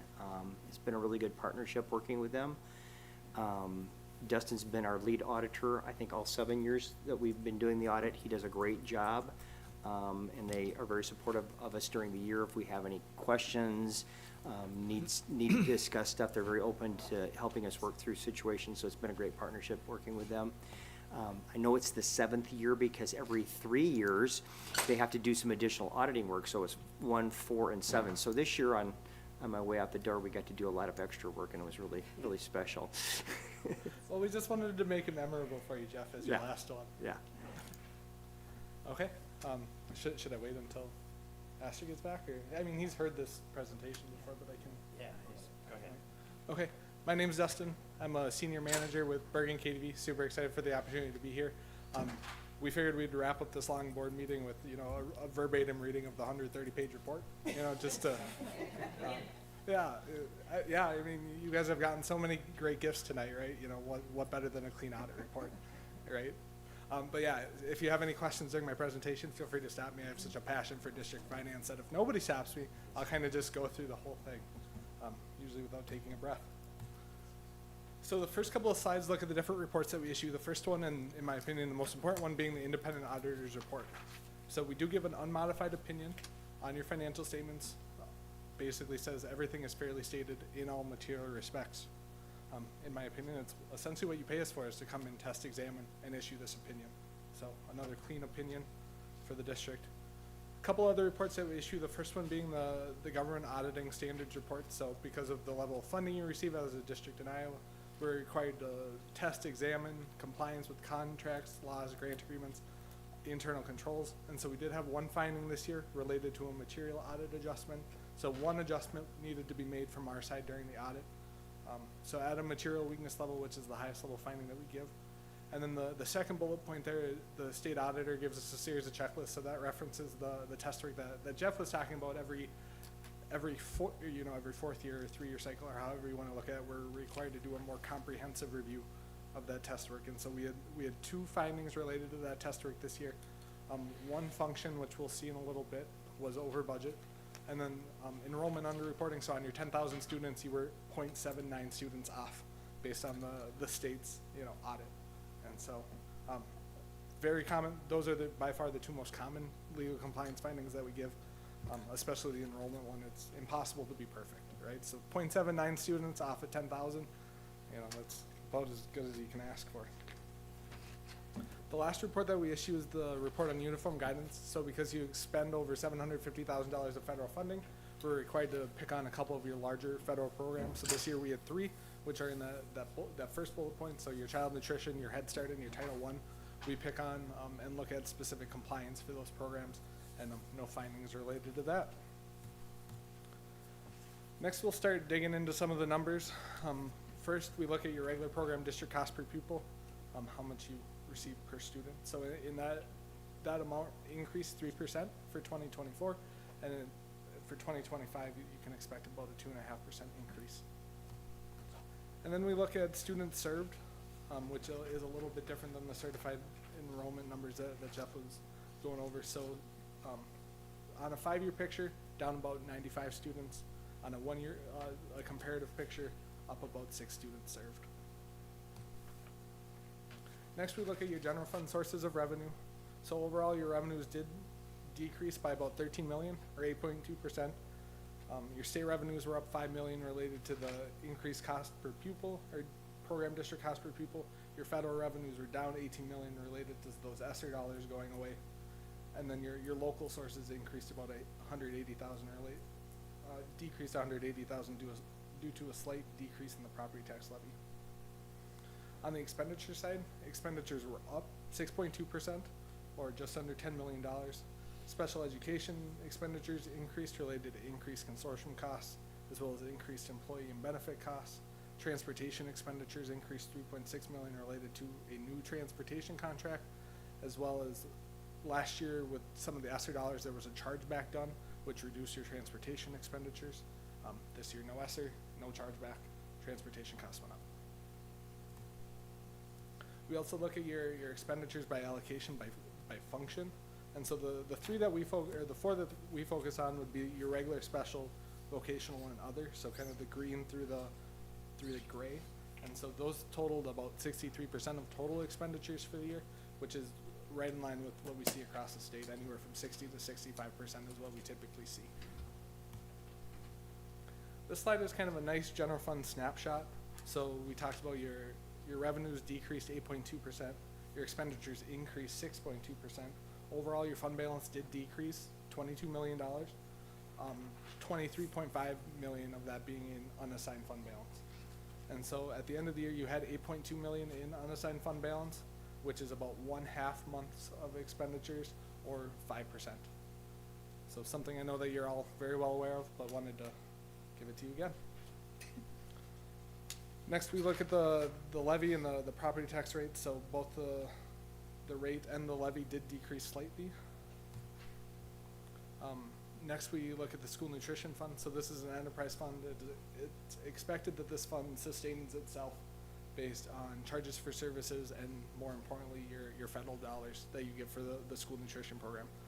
So this fund historically has been break even. Like if you look at 2020 and 2021, very little net activity. 2022 was when some of those COVID dollars started. The federal government started reimbursing all meals at a higher than normal rate.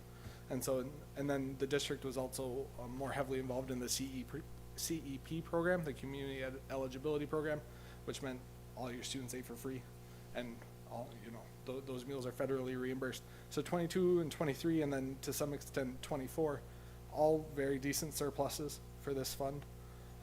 This year the general fund got an indirect cost chargeback, so that's the $348,000 transfer out in 2024 that you see. I'm sorry, what does that mean? For What, the 348,000? oh, so I'm trying to think of the best way to explain this. So so you pay for your nutrition people, your food, everything directly out of this fund. But there are a lot of things that the general fund covers that the nutrition fund benefits from, as far as like staff time. Okay. So at the end of the year, you're able to calculate how much federal revenue this fund generated, and you're able to take a portion of that and charge it back to the general fund, or reimburse the general fund rather. So 348,000 is basically the nutrition fund reimbursing the general fund for some of those costs.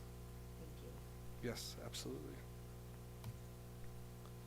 Lastly, we look at the budget to actual. So starting with the revenues, total revenues were under budget by about 19 million. The biggest piece of that being in federal, being under budget by about 11 million. And that was mostly just related to anticipating more federal revenues than you actually received. On the expenditure side, you were $8 million under budget. So if you look at the very top line of the expenditures, that 1.3 million, that's what generated the legal compliance finding that I touched on earlier. So in Iowa, you're required to not only be under budget in total, but also under budget in each individual function. And so one of your functions was over budget, so we had to ding you with the legal compliance finding. And that's me. So this is how you would get a hold of me. I'm definitely here as a resource for all of you.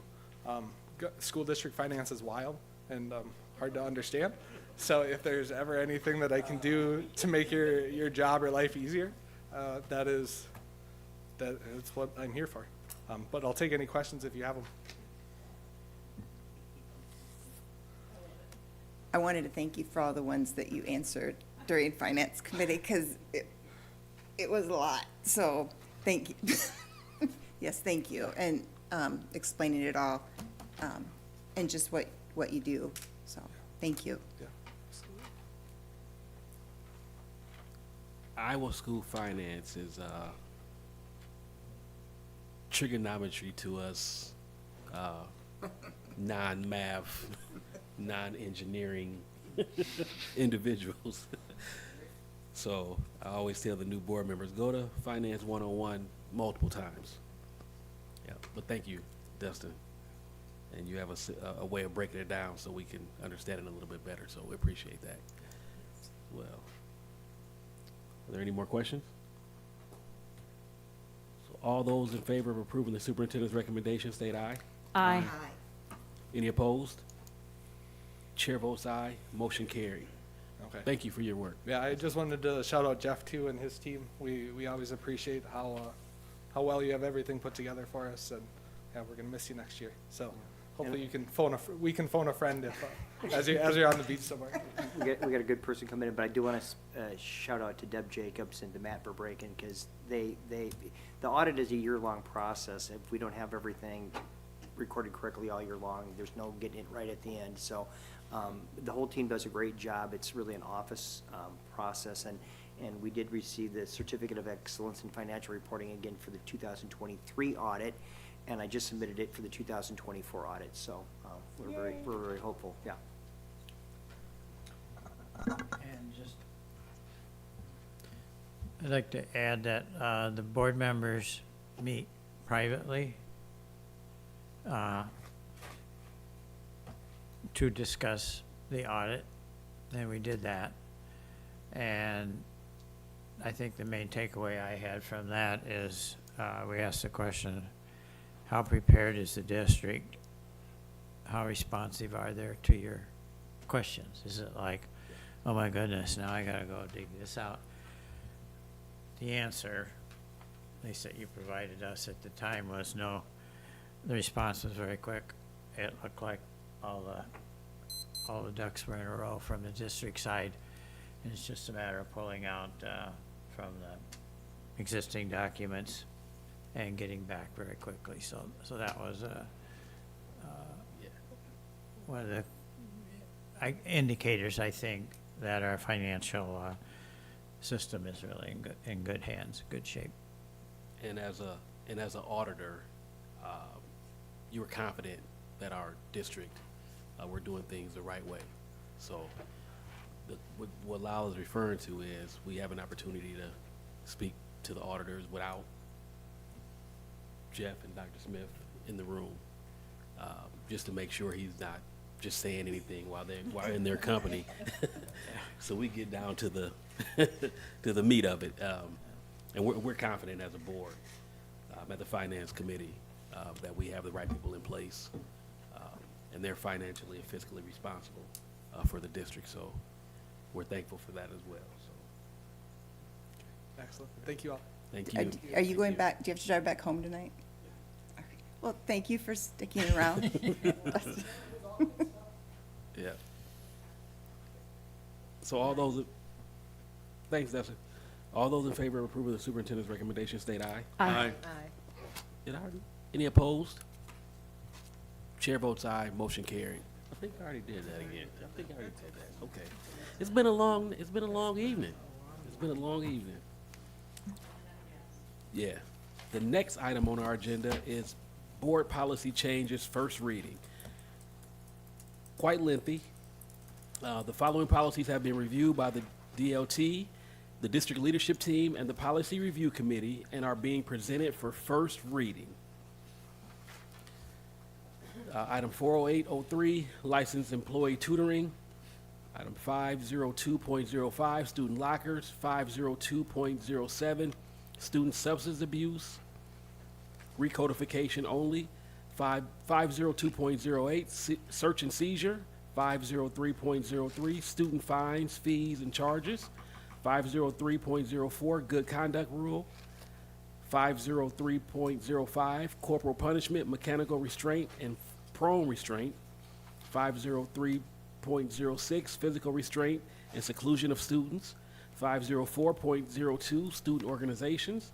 505.04, testing program. 505.06, early graduation. 50508, parent and family engagement, district-wide policy, recodification only. 506.02, student directory information. 506.04, student media center circulation records. 507.02, administration of medication to students. 507.08, student special health services. 507.09, wellness. 508.02, open night. 601.01, school calendar. 601.02, school day. 602.03, curriculum evaluation. 603.04, multicultural gender fair education. 603.05, health education, recodification only. 603.06, physical education. 603.10, global education. 603.11, citizenship. 604.11, appropriate use of online learning platforms. 605.05, media centers. 605.07, use of information resources. 607.01, student guidance and counseling program. And 700, purpose of non-instructional and business services. Correct. And this is for information only. This is the first reading.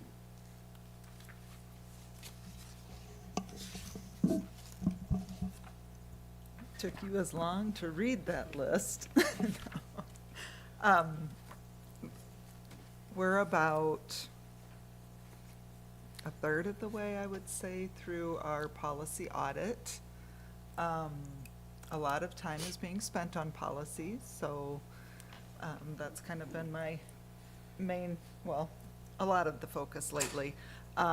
Again, with most of this, it is an attempt to just get us more consistent with what IASB and their attorneys are putting out in policy, and then also striving to make sure our policy manual is in alignment with the numbers, with the titles and such as IASB puts out, because then that makes it easier for us to kind of monitor as we move forward.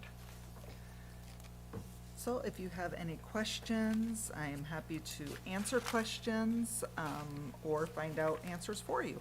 I appreciate it. Actually, I had a question in the community earlier, a few weeks ago on one of them, so this is good to see us, the early graduation piece. That was a question brought to me where there's a question whether or not a student could participate in graduation activities Yeah. if they graduated early. And so I think it's clearly stated here that that is Well, the case. it wasn't totally clear to me.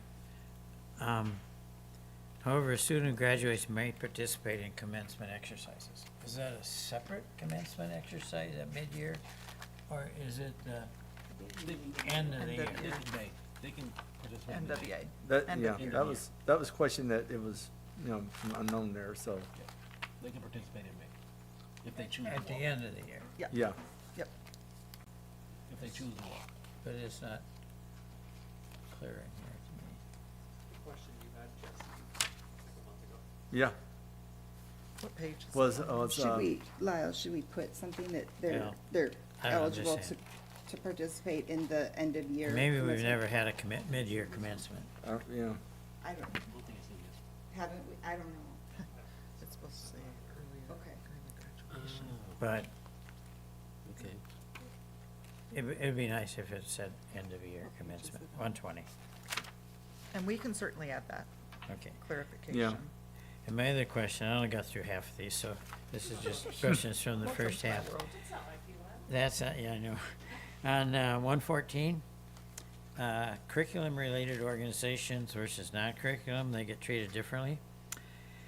In reading through this, I wasn't sure where FFA would be categorized. 114, I think it's curriculum-related, but it's not Seems like that's, 100% clear, so maybe just check, do a little digging to say where FFA would fall, because Do we have like a master list of all of them and under which category they're in? Pam, do you know?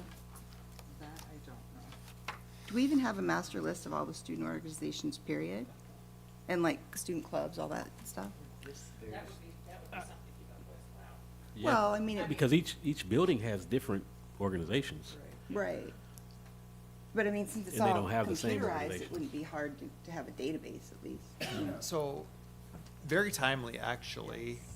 Today we had a meeting looking at participation rate, both in athletics and activities, Okay.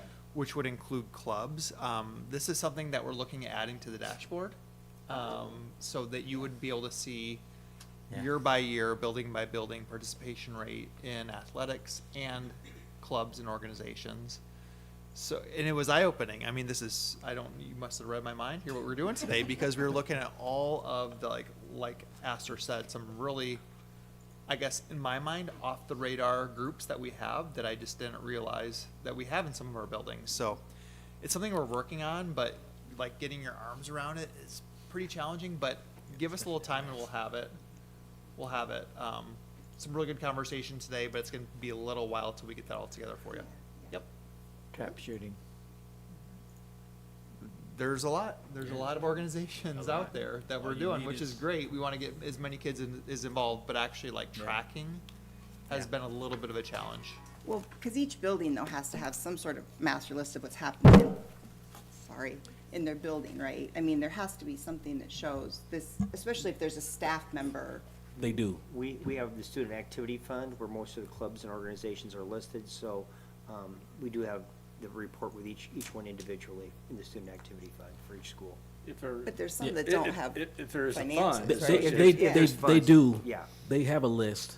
You just need, I think, 2 individuals and a sponsor, an adult sponsor in the building. They have a list. I don't know. I think Ms. Carter at East has it. I believe. I'm not sure who has it at West. Okay. West has a lot of clubs and organizations. Well, and I'm sure the middle schools do too.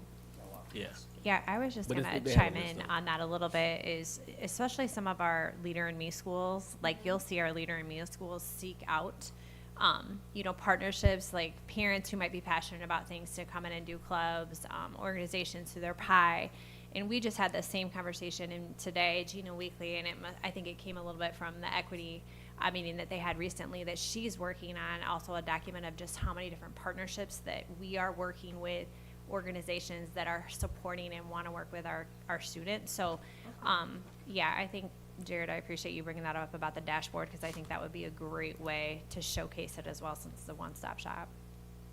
Would the students be able to, if you are going to add the extracurriculars, would they be able to access that piece when they're applying for scholarships and things like that from the dashboard? Like, is it, just in one spot? I don't know. I'm just something to think about. We always ask on scholarship applications what you're involved in, and if a student wanted to kind of get a extracurricular, kind of resume. I would have while they're never in high thought of that. school, I wonder if Great that's idea. something that they would be able to access. One spot, that's a great question. One spot that they could access that is on their Zello platform. So that is, you've heard us talk about Zello and capturing like the Life Lab experiences, but connections to careers, and that's a K-12 program that we're running. But all of that is like a portfolio that follows them, from when they start in their elementary, that when they get to applying for scholarships in high school, that Zello platform is that portfolio that they can just upload and share when they apply for scholarships. So you're right on. Well, but that's assuming that like their club that was in the school made it onto their Zello platform. It's just a lot. Like I keep thinking about even like when I was in school, like there's just a lot of weird, offshoot clubs, Okay. All right. I had a question about, and so since these are first reading, can I just like work with Pam on them before they come back? Would that be easier? Yeah. Okay. Is that Especially okay? with a list this long. Yeah. Is that okay? can, I mean, it doesn't absolutely. have to be with everybody. I can just, Correct. okay. All right, thank you. Yep. Any more questions? Okay, so that was just for information only, no action. And now, after a lengthy meeting, on to the superintendent's report. Got 3 updates for you. First and foremost, you probably are aware, I know Janelle texted me, thoughts and prayers with the Zimmerman family. Zach Zimmerman, maybe you heard this, maybe you haven't. Central Middle School principal lost his house in a fire last week. Zach Zimmerman did, yeah. Nobody was injured. They did lose their dog, yeah, tough, right? He's got 3 kids, wife and 3 kids, lost everything. So, but the community has really rallied around them. Just incredible, donations that have come through, GoFundMe page, that sort of thing. Zach just moved into a new house a few days ago. Amy's actually been a little bit more in loop in this than I have been, so. Yeah, it's pretty traumatic on their family, and he is very, very grateful for all of the support. I would say outside community, but also his school community, both Central and Irving staff have really stepped up and rallied. Miss Turner, who's at Irving, has done a great job just keeping that family, because he obviously was most recently there. The Central staff has gone above and beyond, but yeah, he one day at a time, but definitely lifting his family up and supporting. But there's more information we can share with you guys as well, because there is some social media out there, and I do think that there's going to be a story on KWWL, but completely lost his whole house. So some community members have stepped up. He has a new place to live, but it's still refurnishing bedrooms and all the things that they lost in the fire. So thank you for bringing that up. Second thing, thanks to the school board members who came down to Des Moines 2 weeks ago. I know Stacy, you wanted to come down, didn't quite make it, but Astor, Lyle, and Crystal, thank you guys for attending. Had some good dialogue, attended some good sessions, came back with some books, came back with some ideas. Astor, thanks for coming down the day before. We had a good meeting with UEN leadership and learned some things from them, shared some ideas, and came back with a lot of good information. So thanks to all of you for making the effort. Appreciate that. And last but not least, last week we had a ribbon cutting ceremony for the new West High Wrestling Room. Jesse, thanks for being there with me. Jesse said a few words. I said a few words. We had about 40 wrestlers in the room of all ages that were excited about their new room. And East is not far behind. We had a little bit of a delay on theirs, but theirs will be complete over winter break. So I'm guessing we'll do something similar over there for the new East High Wrestling Room. So thanks to the board for their support and using PEPL money for those two projects. Just the kids, the parents I spoke with were real excited about having a new and improved space for their wrestling programs. So thank you for your support on that. Thank you, Dr. Smith. Tonight, we'll start with Director Ewing for board comments. Good meeting, everybody. Let's go home. I love it. That's a winner. Thank you, Director Ewing. Director Matlock. I just want to echo what Dr. Smith said about the IASB conference. Had a great time. This year I actually felt like I knew what was going on. Last year I was definitely confused. Thank you to the board for allowing me to be your delegate. I learned a lot. Thank you to Director Mills for encouraging me to do that. And also my table mates were Cedar Falls and Independence, and they were some veterans there, so they knew what they were doing, so they showed me the ropes. So I had a really good time. Breakout sessions, keynote speakers were awesome. Looking forward to next steps with that. The celebratory piece, that is starting to be one of my favorite things with the board meetings as well. It's awesome to see the different students and the schools come in, and we love celebrating them. So that was, I broke it down, but that's way too many people. So congratulations to everyone.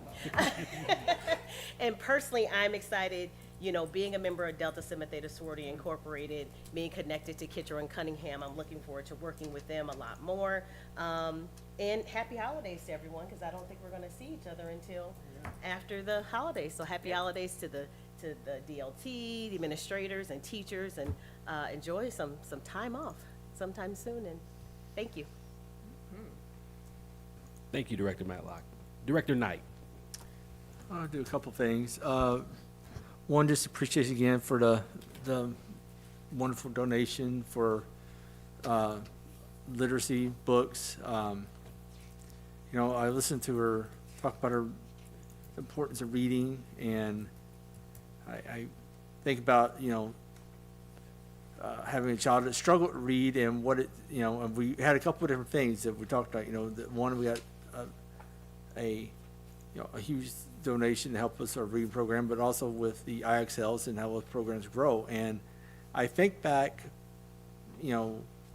a child is struggling to read and how you inspire them to want to read, and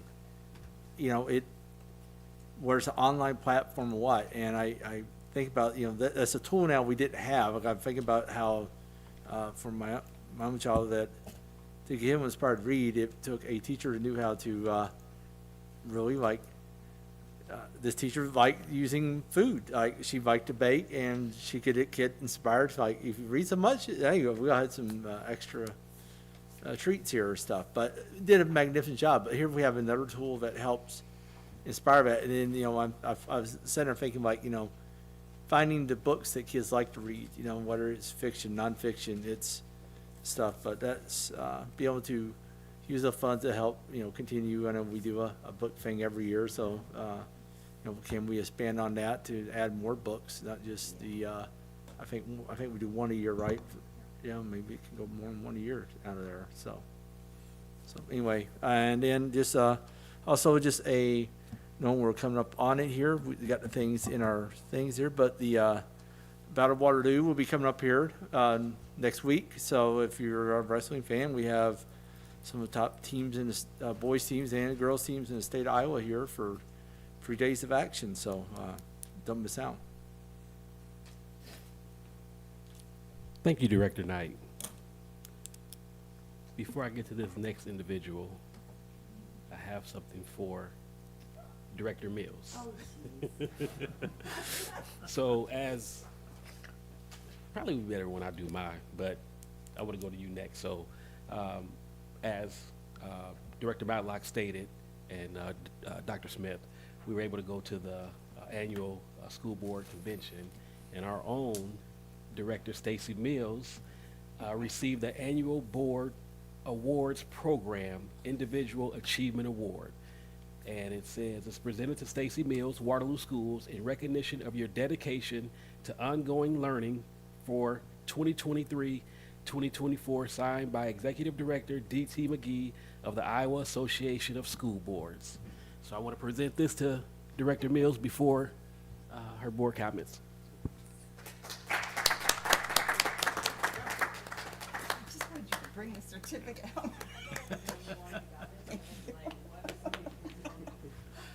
Now you're emotionally sidetracked before your comments. Oh, I didn't get one down there. Got it. Thank you. Now scratch everything you were going to say. And now, Director Mills.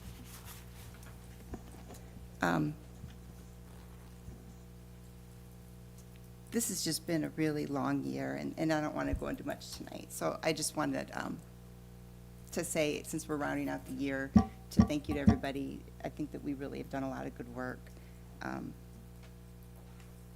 And as I said before, with Lyle and Astor, I'm really excited to see the leadership that you guys are going to bring to us during this next year. I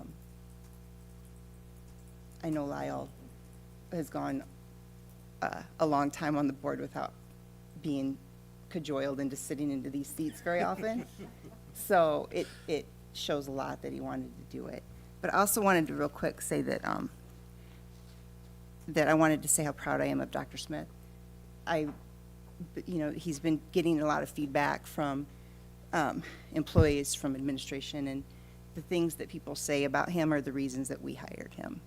And it's pretty cool. It's pretty cool to have our people coming anonymously and saying, he's listening, he's following through, he's providing what we need from him. So thank you, Dr. Smith. Thank you, Director Mills. Wait till I get up. Director Schmidt. Yeah, thank you for your support tonight. I've enjoyed very much working with Astor the last year and looking forward to another year of the same.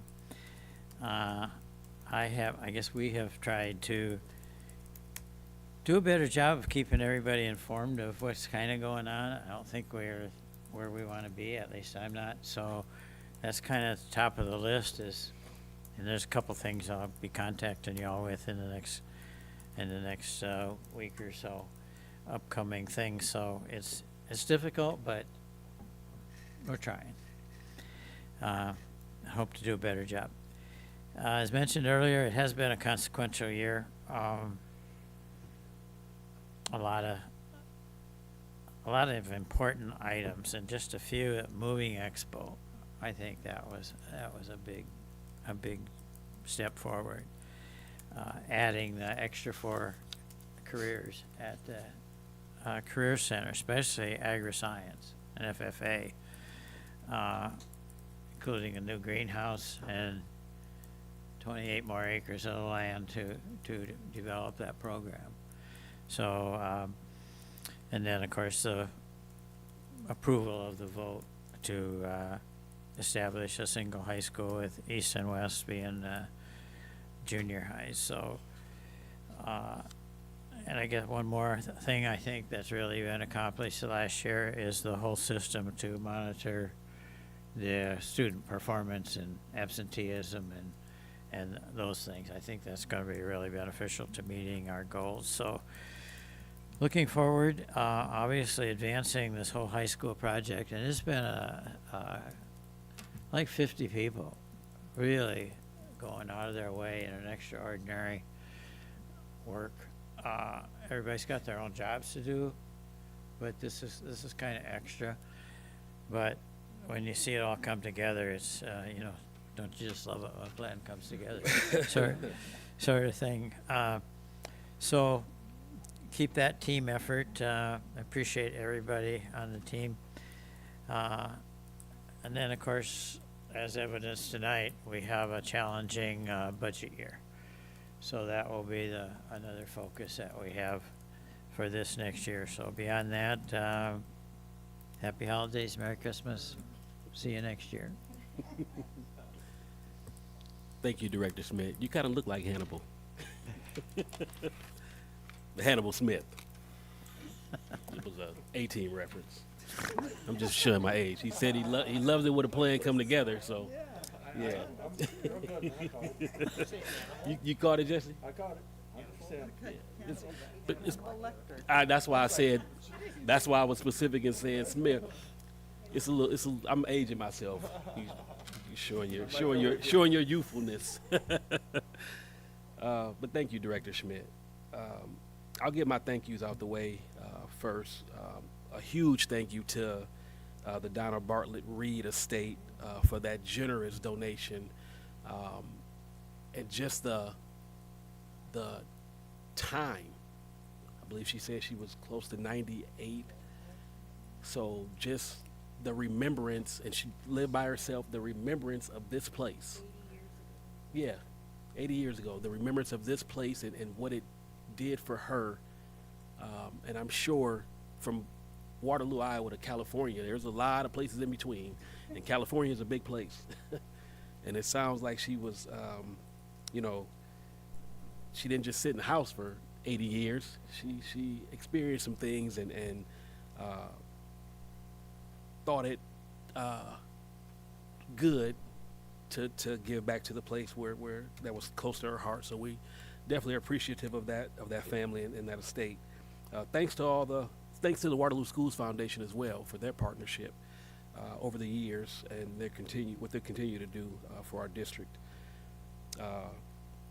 Congratulations and thanks for everybody that came, our new partners in education, all the athletic honorees and coaches, and also the parents that support these young people and show their support as well. So thank you for those individuals as well. To my board, this day, this year, if I can go back to last year, when around this time when we voted for the president and vice president, it was an emotional time for many of us, and I didn't know what I was getting myself into. I thought I was fulfilling a ask of a friend, and I asked for your support in that journey, which is, and I received that. But I think this time, on this day, it means a little bit more to be voted as president again, alongside the legendary Mr. Schmidt. Because when you sit in this seat, when your peers, what's the word I'm looking for? When they trust you enough after experiencing it, that means I didn't mess it up the first time. And a true vote of confidence. It means a little bit more. It means a little bit more because we've had a year of experience. As you all know, we'll be going forward with the one high school, so there'll be a lot that goes into that. But I believe each one of us, the 7 of us, including Director Cox, are up for the challenge. I think it's the right board that's in place right now. to go forward with this. I have the utmost confidence and respect for each of you, that you're up for this challenge, and that we'll do what's best for our district, the students, the community, everybody that's the faculty, staff, everyone. So just wanted to let you all know how appreciative I am of your support, and that you instill confidence in me as well. To my go-to person, Miss Arndorfer. She's the one that keeps it all afloat, and I meant what I said. We're extremely appreciative of you. I don't know where we would be without you, and that's including the DOT. I'll put you guys in there as well, the DOT and Dr. Smith. So we do thank you. We appreciate everything that you do. I'll briefly, I'll try to get us out of here, but I do want to mention, I mentioned when Director Mills received her award that we were able to go to the school board convention in November. Each year I look forward to it, and some of the things that I was able to learn this year, being the first year that I was able to go to the president's workshop on that Friday. I was ready to come home, but I'm glad I stayed and went. So we received, if you guys have this in front of you, we received from the IASB kind of a cheat sheet of board policy, the roles of the board for improving student achievement, what impact will the decisions that we make have on students, our board meeting evaluation questions, just charts that spending authority we talked about earlier that can get confusing sometimes. All this is spelled out for us. So we're appreciative of the IASB, and each district received one of these. And it has, you see, it has the Waterloo Community Schools logo on there as well. So we'll keep these at our desk. I believe they sit nine of these with us. So just a good sheet, a good overall sheet to if we ever have any questions or anything like that, or if I'm not running the meetings the way they're supposed to, we can look at this and go forward. But I'm appreciative of the experience of going to that president's meeting on that Friday and just learning. This is still fairly new to me, being my 7th year on the board, and some of the things that I'm able to gain from listening to other people. So let's, as I mentioned at our last board meeting, let's get to work and everything that we need to do in the district. So this will be the last meeting for this calendar year. So make sure you spend some time with your family. Get some rest, Lyle.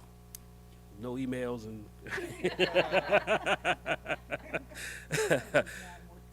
right. But make sure you get some rest and come back rejuvenated. As Jesse mentioned, December 19th through the 24th, the 14th annual Battle of Waterloo Wrestling Tournament will be held at Young Arena. 12-19 will be the girls tournament, and 12, 20, and 21 will be the boys tournament. I believe they're still looking for volunteers if you're available. They would love your help. I volunteered. It was amazing. Winter break, no school, will be December 23rd through January 3rd. All offices and buildings will be closed on December 24th and 25th, December 30th, and January 1st. On January 9th, there's the East-West girls basketball game at East High. JV starts at 6 p.m., varsity to follow at 7:30 p.m. The next time we'll be in this room is on January 13th at 5 p.m. for our next board meeting. If there is nothing else, does anybody have anything else? I was remiss in thanking the voters for studying the proposal and then support. Yes. So with that, can I get a motion to adjourn? Second? All those in favor state aye. Aye. Any opposed? Chair votes aye, motion carried. Thank you all.